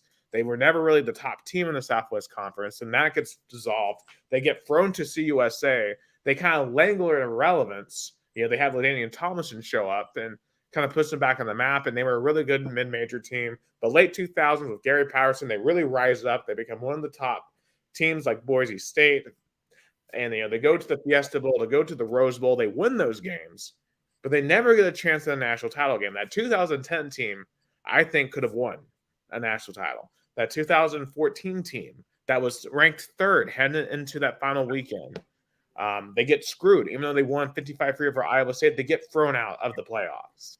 And I was thinking, is TSU ever going to get a shot at this? Because it just always seemed like the institutional powers of college football conspired against a program like TCU. If you're not a big blood like Texas, Georgia, Alabama, Tennessee, you're just not going to get a shot. But TCU got that shot, and they have proven that they belong amongst the blue bloods. They've been one of the best programs for the past 15 to 20 years, and it's time for us to start acting like that TCU is a top program, that they can get top recruits. They have been better than Texas over the past 15 years. They've been better than Texas A&M over the past 15 years, and now they are in the national title game. I mean, when was the last time Texas A&M played for a national title? Like the 30s? Texas Longhorns, since Vince Young, they haven't been – well, okay, I'll tell you about – they went to the title game with Colt McCoy in 2010. But TCU has proven they belong, no matter what happens next week against Georgia. And you really just have to commend Sonny Dykes, and you really have to commend Max Duggan and Quentin Johnson and the rest of that team, because that team has so much resilience. There were times in that game where I thought TCU was going to lose, because even though they got up, Michigan was constantly coming back. But they held in there. They hung in there, took the punches, and they kept on delivering them back. And it's super, super inspirational, I think. And it really should give a lot of different programs hope, because, like the Boston Colleges of the world, the Wake Forest of the world, the Minnesotas, anyone can win in college football. It's hard. It's very hard to. But winning at a high level is not just reserved for Alabama, Ohio State, Clemson, USC. Anyone can do it. Yeah, I mean, you saw Cincinnati get in. I think Cincinnati, when they got in on the semifinal in the playoffs, I think it opened the door for TCU. I think that's why it was so important to Cincinnati getting in, even though they lost in the semifinals, because they opened the door for TCU, and TCU got the win. And I think Max Duggan, I don't know if he's going to be a good quarterback in the NFL, but boy, he's resilient. Boy, he can play. Yeah, I mean, his drive against Kansas State was probably the single toughest thing I've seen any player do all year. Yeah. I mean, running for 90 yards on the final drive. And he is the heart and soul of that team. He keeps that team going. And I know he's about to face a great Georgia defense. Granted, Georgia's defense hasn't looked great in this postseason, but he's going to fight like heck against that defense. And I'm excited to see what he does in Los Angeles. I guess since – go ahead. Yeah, I guess I was about to transition over to Ohio State, Georgia, because that game did not go at all like I expected. I thought Georgia was going to roll Ohio State. I thought Ohio State, they didn't have what it took up front on either side of the ball. And I thought Georgia, being a home game effectively in Atlanta, they were just going to steamroll Ohio State, because it always seemed like the Georgia play their best against the top competition. When they play like Oregon, when they play Tennessee, they just roll. That That did not happen. I think that really didn't happen for really one reason. CJ Stroud was immaculate. He was amazing. Some of the throws that he made, just absolutely clutch, masterclass. Definitely solidified himself as a top 2 pick. And honestly, if I'm the Texans, sitting there taking the first quarterback next year, I think that made it a very difficult decision because I mean Bryce Young, he played well himself in the Sugar Bowl. I don't know who I would take first. Both of these quarterbacks look great. And I And, mean, go ahead. no, it's gonna be like comparing CJ Stroud and Stenson Bennett in stats wise. In terms of passing, both accomplished really well. I mean, both had 23 carries and for 34 attempts. CJ Stroud had 50 less yards, 348 to 398, but Stenson Bennett had 1 interception, 3 touchdowns. CJ Stroud had 4 touchdowns. But in terms of rushing, CJ Stroud had 12 carries for 34 yards. Stenson Bennett had 7 carries, minus 18 yards. Yeah, I mean, Stroud's not really a runner either, but he put that team on his back there at the end, and I feel like he deserved to win at the end of it. It's just unfortunate his kicker let him down. Also, I think what also kind of determined the outcome there is Marvin Harrison going down with an injury. And I know, like you saw, like LeBron James, some other Ohio State fans saying, "See, Harrison's the best receiver in the country. He's better than Jalen Hyatt." And I think from maybe a pure receiving talent standpoint, yes, I think Harrison is definitely the better pro prospect. I think he'll have a better receiving career in the NFL. But I still think Hyatt had the best season of any receiver and deserved the Blitnikoff. But that takes nothing away from Harrison. Harrison is an incredible receiver. And I really wish he was able to finish that game because I think when he went down, that kind of disrupted the offense a little bit for Ohio State, and it opened the door for Georgia to come back. And I do have to give my credit to Stetson Bennett. Look, I've been the biggest Stetson Bennett hater on the planet for ever since 2020, and the guy will always annoy me as a quarterback. But I got to give him his props. He's a legend. He's a legendary player. He's won a national title. He might win a second one next week. He's basically what Tim Tebow was to Florida, and it's the most unlikely thing that you probably will ever see. I don't see him having an NFL career personally, but now that I said that, he probably will be a Hall of Famer because every time I sit here and doubt that guy, he just goes out and continues to win and goes out and continues to put up big performances. And maybe I shouldn't doubt him anymore. I don't know.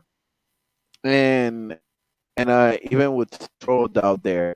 If Brock Purdy, got success in the NFL as the last guy being drafted, I think Stetson Bennett, if he can be a backup quarterback in a team that have a good offense like the 49ers, he can play in the NFL, but he will have to be under a really good system like the Georgia Bulldogs have.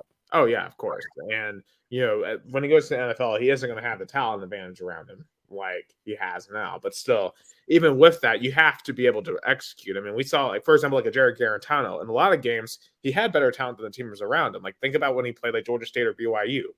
Like, he had no excuse to lose those games, but he was so bad that he managed to lose those games, Like, Stetson Bennett finds ways to win games, even in a situation where maybe the talent is equal, like Ohio State. Because Georgia, and the vast majority of games they play, have vastly superior talent. Ohio State is like one of the few teams that can actually match up with them.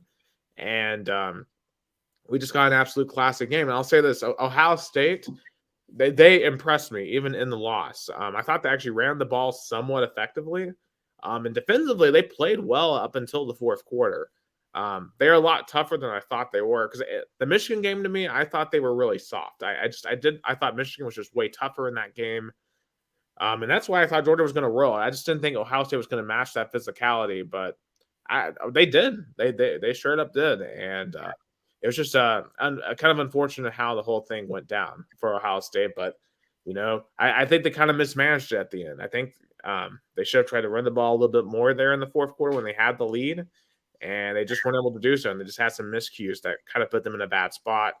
And their defense, at the end of the day, the defense had to find a way to get a stop, and they just couldn't. So, In a close game like that, small things make the difference. And I would say this though, the biggest loser on this weekend was definitely the Big Ten because they were really close to have an epic college football national championship between Ohio State and Michigan, and they both blew it.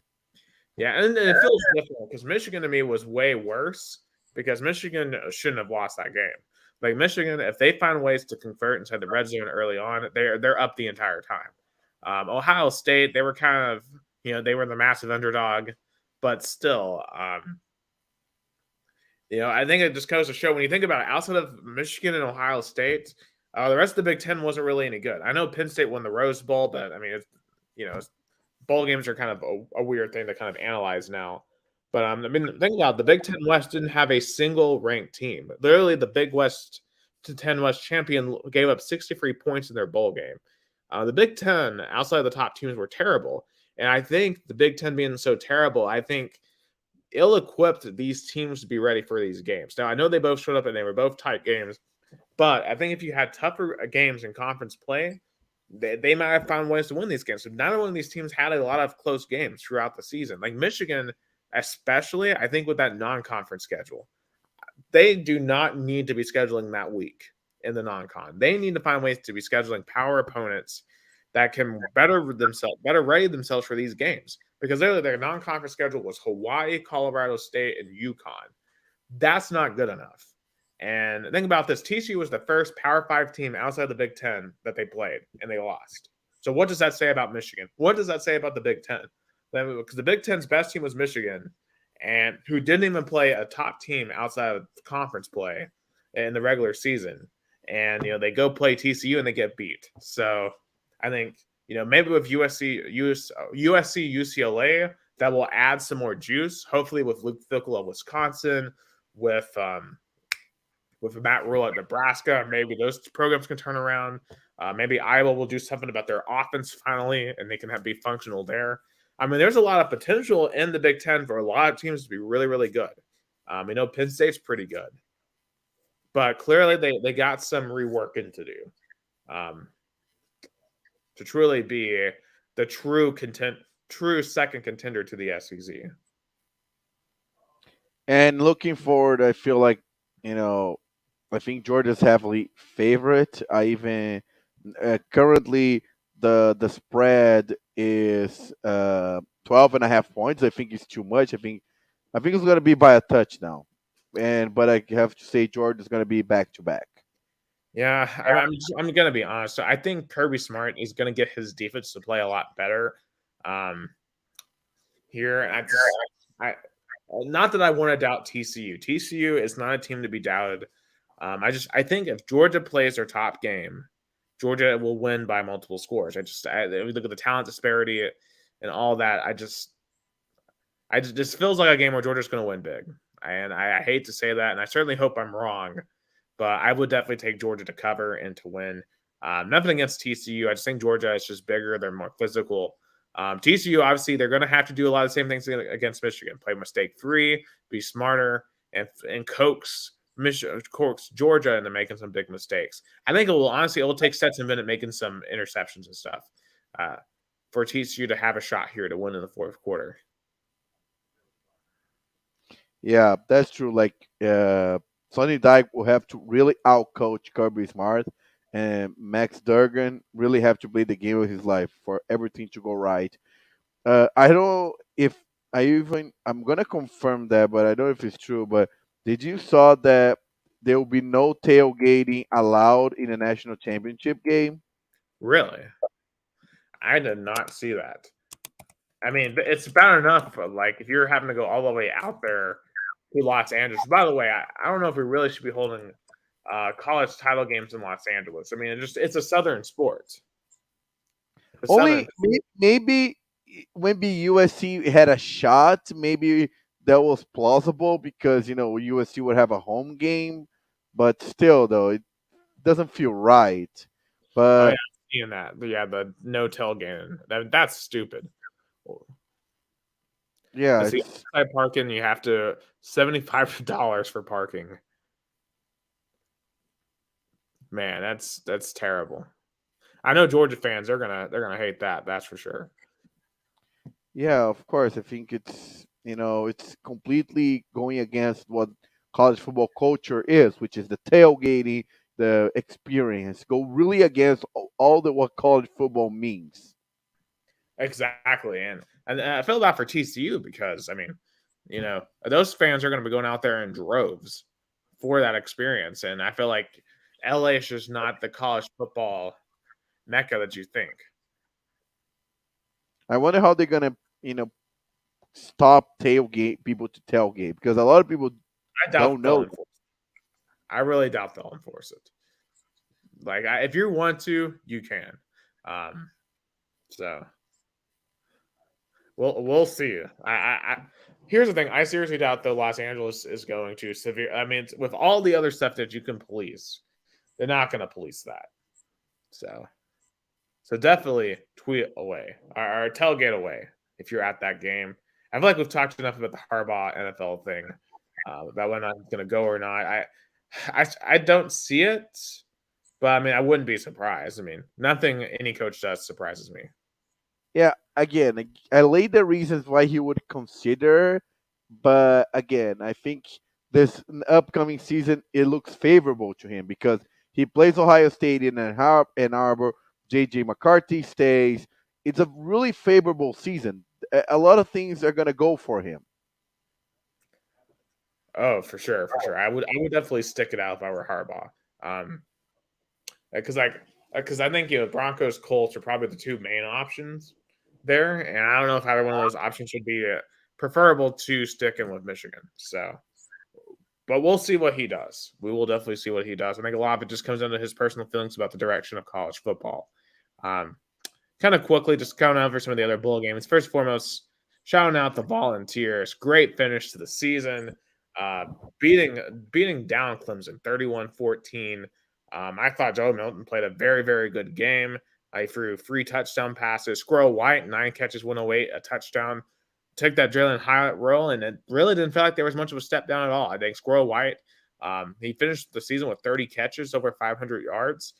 He is primed to have a breakout year next year. Watch out for that guy if he stays healthy. Squirrel White is going to be huge. I mean, the slot guy in the Josh Heupel offense is always going to have massive numbers. I feel like, but defensively, look, I mean, obviously, we know a few weeks ago in South Carolina they gave up 63 points, absolute disaster. Excuse me. That's you.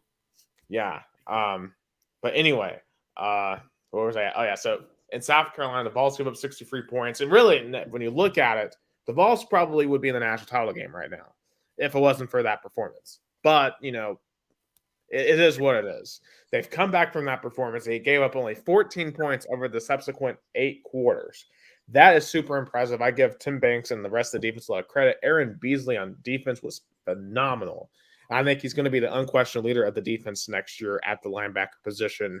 And overall, 11-2 is the final record. I mean, God, could you imagine 2 years ago when we were going through the whole Jeremy Pruitt thing, the McDonald's bags, would be sitting here 2 years later, 11-2, Orange Bowl champions, and we'd be sitting here thinking if we just didn't have one off night, we'd be potentially playing for a national title right now. Because I think Tennessee is at their best one of the top 2 to 3 teams in the country this year.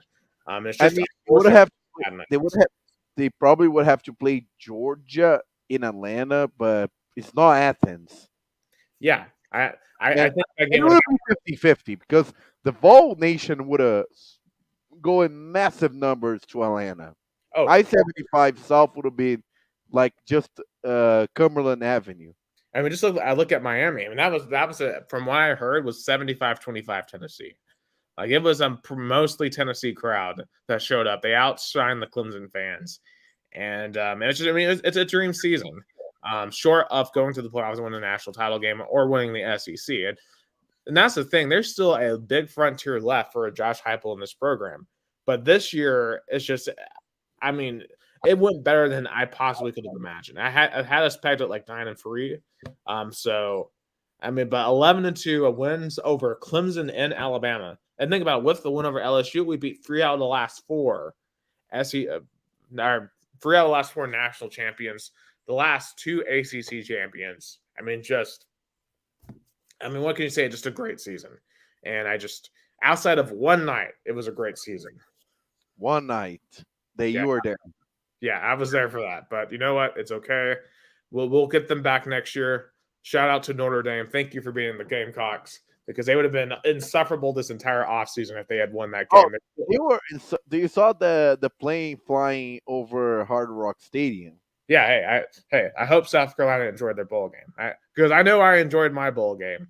I hope they enjoyed theirs because, man, I'll tell you this: there's no fan base in the country that annoys me more than South Carolina fans, and I hope we beat them down next year in Neyland Stadium. Yeah, yeah. Because I don't know if Spencer Rattler's gonna have a great night like he had this season.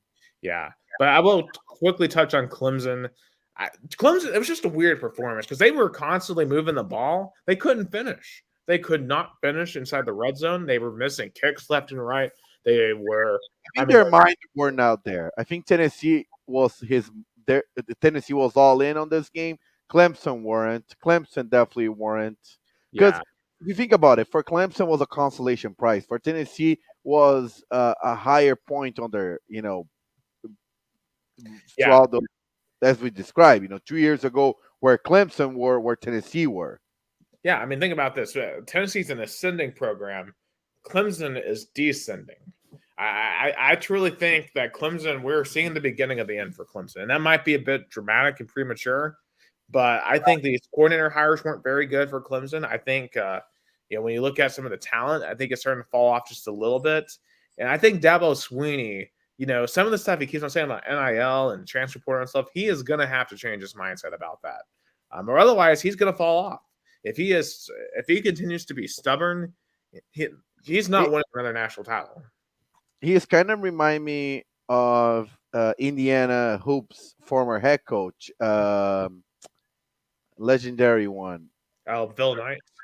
Phil Knight. He's kind of remind me of Phil Knight. How stubborn Phil Knight was at the end of his tenure. Even though he was successful, his stubbornness kind of drove down the program, and he was ran out of the building. Probably I don't know if that's gonna happen with Dabo Sweeney, and like Dabo Sweeney was the front runner to take the Alabama job if Nick Saban retires. I don't know about that today. I don't know about that. I would be nervous if I were Bama. If Nick Saban were to retire tomorrow, would I want Dabo Sweeney to be my first option? I don't know. I don't think I would. I don't know what I would do if I was Alabama there. Because obviously everyone in the country would want to come coach there. So you'd have your pick of the litter. But Kirby Smart is not going to leave Georgia for Alabama. I don't think Kirby Smart is not leaving Georgia. Georgia, he's a Georgia alum. I don't know why he would. Yeah. So you're not getting Kirby Smart. My first thought, honestly, maybe Kiffin, but then again, Ole Miss. They had a bad end of their season. Yeah, they lost badly on their bowl game. I think since the rumor that Kiffin is going to go to Auburn started, Ole Miss is on a free fall. Yeah, obviously lost the Egg Bowl and just not a great finish to the season. I think Kiffin will have to rebuild himself up there, but definitely before we move on to the bowl games, shout out to the Vols, shout out to Josh Heupel. Hopefully we continue this momentum. We finish off, get some recruits. We got some good transfer portal players moving in potentially. I fully am all in 100% on Josh Heupel. Let's go. Go Vols. So I can say go Vols. I'm very, very excited for the future. We'll see what we do next year. And we'll have a lot of time to talk about that in the off season. But huge season for our Tennessee Volunteers. 11-2. I give it a full on A for the entire year. So real quick, I want to touch on other bowl games before we move on. Texas Longhorn disappointing. I thought they had all the momentum to win the bowl game. The game was in Texas, but the Huskies show up, especially in the first half, and completely destroy the Longhorns. Oklahoma having a losing season, I think since the 80s or 90s. But Florida State, 10-3, I think the first double-digit win season, I think, since they won the national title. Yeah, it just what was I gonna say? Oh, yeah, the Florida State. Yeah, it's really crazy when you think about Florida State because this is definitely their best season in a very long time. But you do have to wonder: is the season great or is it disappointing? Because I mean, Florida State, they're in the middle of the year. They had losses to NC State and Wake Forest. That looking back on them, maybe I think they were better than both of those teams, and they could have finished the season with one loss, and maybe they should have been in a New Year's Six game. That you kind of have to sit there and kind of think about that because Florida State's going to have a lot of hype this offseason with Jordan Travis coming back. I think they might be preseason top 10 next year. I don't know if I'm going to trust them though as a national title contender. I still feel like they have some deficiencies moving forward. I mean, in this game, even like they only beat a bad Oklahoma team by 3 points. I mean, that's not impressive to me. So I don't know. Some other games too I want to point out there from about the middle of middle of last week. Kansas Arkansas, that Liberty Bowl was no. Well, actually, that was happening live during our podcast last week, but that had a pretty wild conclusion with Arkansas winning in 3 overtimes. The Sun Bowl, Pittsburgh, Utah, that was a phenomenal finish because Pittsburgh, UCLA was up by like 2 touchdowns. Pittsburgh comes back, takes the lead. Then UCLA goes back, takes the lead. Then Pittsburgh goes back and scores a field goal right at the end. Just a phenomenal finish there in the Sun Bowl. Big one for the Panthers. Of course, we shout out Notre Dame. They beat South Carolina. NC State, I think NC State, honestly, kind of like we were talking about the Broncos and the Cardinals, NC State's one of the most disappointing teams in the country this year. They were preseason top 10, and they're not even going to finish ranked. And then, worse than, you lose your radio guy because he makes a stupid comment about the border situation. Just an absolute disaster for North Carolina State. And I do want to point out again the Notre Dame because they start the season 0-2, losing to Marshall. They win 3 straight, then lose to Stanford, and then they win 5 straight. They get the 5 straight wins, 2 of them on ranked teams, Syracuse and Clemson. Lose to USC on the last game of the season, but then finish up winning their bowl game. And it's important because first year head coach, had to prove that. Yeah. What? Marcus Freeman. Marcus Freeman wanted to finish the season on a high note because season 2 is where he's gonna see if he really can be Notre Dame's head coach. Yeah, I definitely think it obviously started off as a complete disaster early on, but I think he'll be fine. The recruiting is really good, and I think he learned a lot of stuff early on. I think he's going to be better for it. So I think those Marshall and Stanford games will work out for Notre Dame moving forward. Some other things I want to point out real fast. Kentucky, of course, Kentucky getting shut out by Iowa. We knew this game was going to be bad. Man, I don't know how any Kentucky fan watched this game. I mean, the total yards, Iowa had 206 yards to 185 for Kentucky. I think in this game in total, there were like 22 first downs and 18 punts. Football went back 50 years in this game. So, and I know they didn't have Will Levis, but the quarterback they tried out, Wade, didn't even throw for 100 yards, which Will Levis couldn't do either against Tennessee. But, Kentucky, also like NC State, very disappointing. I mean, some of their fans thought they would be a dark horse playoff contender, and they weren't even close. Just a bad season for Kentucky. And it's funny. This Iowa-Kentucky game, 21-0, but only 1 touchdown. And it was only 2 plays and 42 yards because Kentucky got the ball on the Kentucky 42-yard line.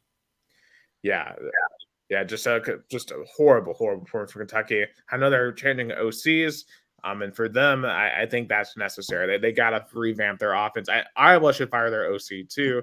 They need to revamp their offense. 2 teams that need to revamp their offense. Bama, they blew out K-State. That was actually pretty impressive. We've seen Bama in the past losing those spots where they're not in the playoffs, but you do have to give credit to Nick Saban. Still got his team up. Bryce Young and Will Anderson both played. They'll be both top draft picks next year. So still, I mean, I know 11-2, not in the playoffs is disappointing by Alabama standards, but I mean, it's still not a terrible season. I mean, you gotta remember your 2 losses were on the last play of 2 games, so it is what it is. Sometimes it's just going to happen. And Bama, as long as Nick Saban's there and they're recruiting on a high level, they're going to be hanging around the playoff contention. So I don't think we have to worry about it. Yeah, speaking of Bama, I mean, great performance over Kansas State. I feel like Bryce Young had a tremendous. I think, and it was how you know, I praise Bryce Young because he could have definitely we just talk about Kentucky like Will Levis. He sit out, didn't play the bowl game. And Bryce Young went there, play a great game, 5 touchdowns, and maybe even drive up his draft stock. Yeah, yeah. And I think when you look at Young and you look at Stroud, they both were incredible on those days on Saturday. So, I mean, which one gets chosen first? Which one would you choose first? Bryce Young overall, he's been really good for longer than CJ Stroud.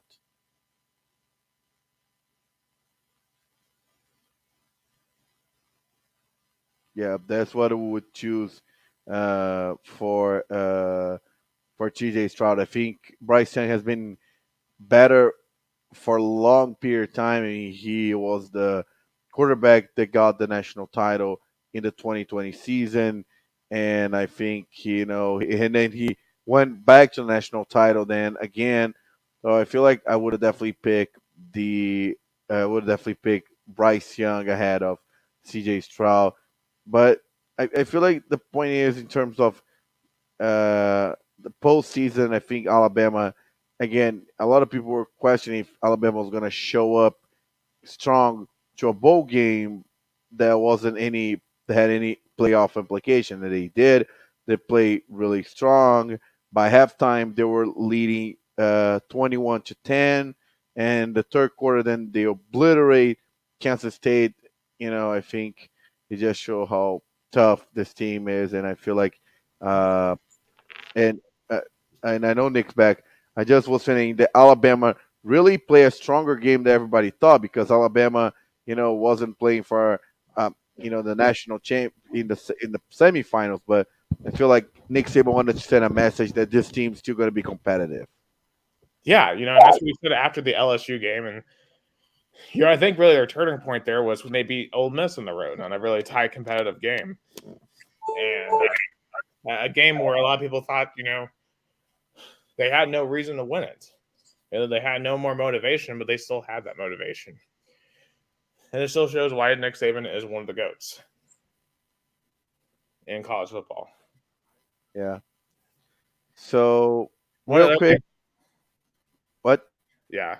Additionally, too, before, yesterday or on Monday, real quick as well, Tulane, huge win for the Green Wave, and a very dramatic win for Tulane as well, coming back. And once again, Lincoln Riley defense failing him again in a big game, a big shocker for USC. Also, shout out to Mississippi State for coming out and winning for Mike Leach against Illinois. Really good game. And really a defensive match, but they were able to pull off what they needed to at the end. It was the scoop score touchdown to seal the win was kind of like a very way to honor Mike Leach. That was, Mike Leach won it. So like 4 kids decided the game. Yeah, I think Mike Leach, that was a very Mike Leach type of game. It was a messy game, but hey, they found a way to win. I know Mike Leach was smiling down.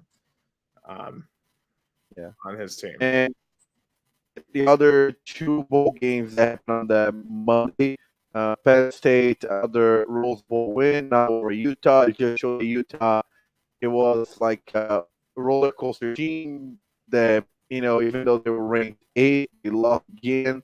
And LSU destroyed Purdue. Purdue was like a team that, maybe didn't deserve to be in the Citrus Bowl. I don't know if they even deserve to be the Big Ten title game. You know, two losses, two embarrassing losses to two big programs.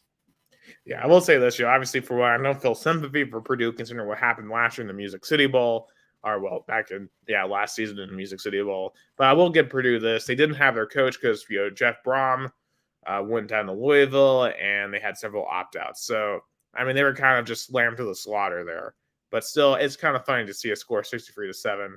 And in the Rose Bowl, Penn State, they were kind of the forgotten third Big Ten team this year. But they went out and they went to have what was effectively a road game because that Rose Bowl was 75-25 Utah, and they won. They dominated that game. Utah once again failing to win the Rose Bowl, and I feel like that's going to be kind of painful for them moving forward because I feel like these two teams should have won one of those two Rose Bowls, and they couldn't do it.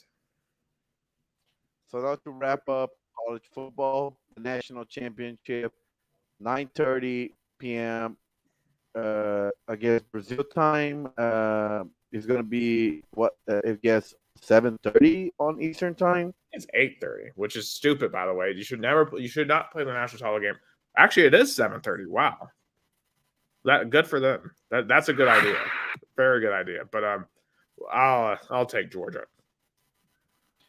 I'll take Georgia too, but I think it's going to be down the wire. I think TCU is going to battle it off. I think it's going to be a one possession game, but the Bulldogs going to be back-to-back champions, first time since 2012.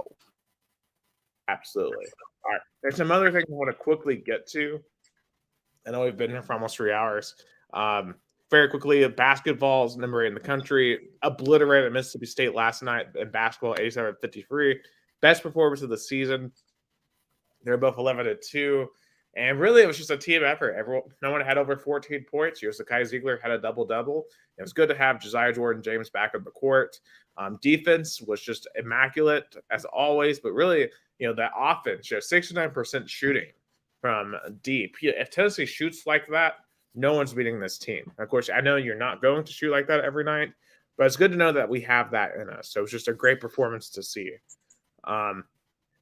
Additionally, in basketball as well, back in the NBA, on Monday night, Donovan Mitchell scored 71 points for the Cavaliers against the Bulls.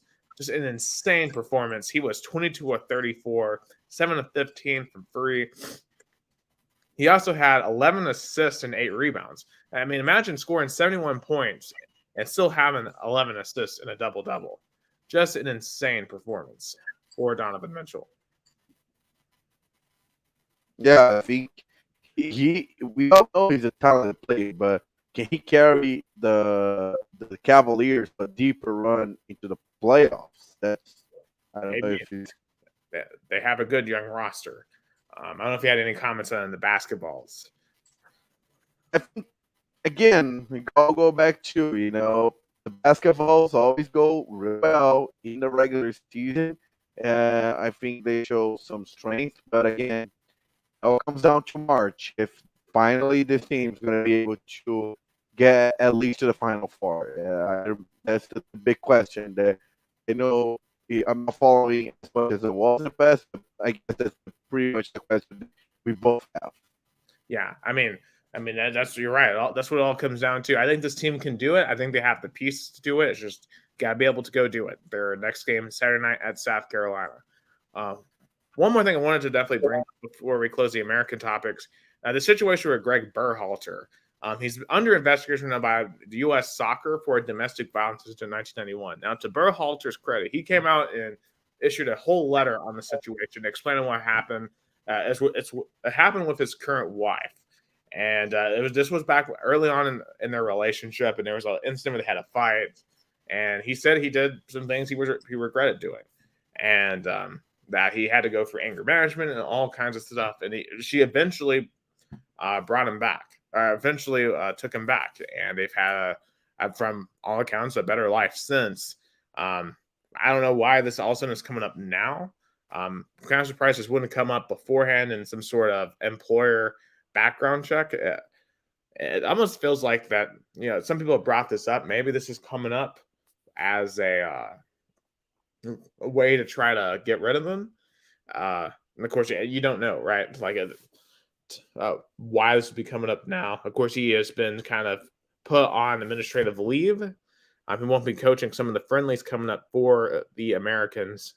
And obviously, I've had my criticism of him as a coach, but this seems like a situation that's just being drug up, especially a situation where he's come out and admitted, yeah, I did it, and I've made amends for it. And literally, the woman that was in the situation is now his wife, which obviously this doesn't make it right. And he said as much that he should have never done that. He's always going to regret doing that. So that is a very interesting. My internet is going crazy today, but just to talk about the situation with the U.S. men's national team. I think Greg Benhalter, I think he's not gonna be the coach anymore. The too messy of a situation and too contentious, I think, relationship with key players on the roster, especially Gio Reyna, which have a lot of influence on the U.S. soccer, and I feel like the U.S. have to find a coach that can really. I think right now I would have considered another kind of like Jurgen Klinsmann kind of coach. A coach has like a lot of name recognition in soccer, but a successful coach nevertheless. I would even consider I don't know, maybe a European coach right now, like what Joachim Law. He's in a free market. He just left Germany. He was successful. He won he did something that Jurgen Klinsmann couldn't done, which he won the World Cup. Why not try to make a run for him? Yeah, I mean, he knows how to build a program. He is a builder. Clearly, the drama here with Berhalter is not somebody you want to keep around because we're now in the most important run-up to any World Cup ever. The 2026 World Cup is make or break for the United States soccer team. You have to be ready for this. You cannot have any drama. And yeah, he'll be a distraction. And you have to get, since it's so important, you have to. Now it's not a time for testing. Not a time to try to find maybe an upcoming new American coach. I think it's time to go to a European kind of solution. I can see Joachim Law because America had had a lot of criticism about Jurgen Klinsmann, but he has some success. He had some interesting result as a coach. So I think Joachim Law, is a good, interesting solution. Yeah, I mean, I'll say this too. What's the future too for Gio Reyna as well? Considering this whole situation is being brought up from his family because they're mad over him not playing. I think he's a distraction too. Like you might want to find someone else to play in 2026. Yeah, I think that's true. Like he'll be too big of a distraction to be on the roster. That also I think is a messy situation for him too. Before we go, I want to give a shout out to Jason that was watching, Claudio Miro, Adelia Batista, Bruno Slonik as well. Thank you all for watching us on the episode 58 of Two Countries, Two Americas All Sports. Before I go, again, hashtag pray for Damar Hamlin. Again, if you can donate to his foundation, I'm going to put on the screen again the Chasing M's Foundation Community Toy Drive, which right now is almost 7 million. Wow, 7. Yeah, it's almost about to go over 7 million. That's gone up by about $100,000 in the past hour. So it's inspiring to see.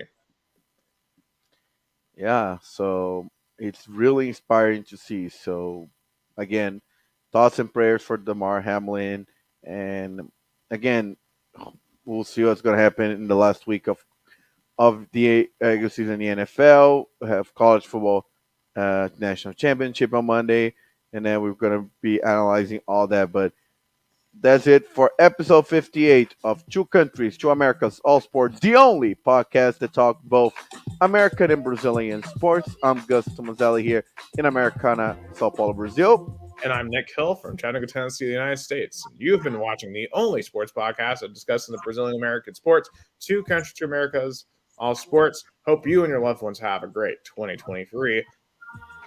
Feliz Ano Novo.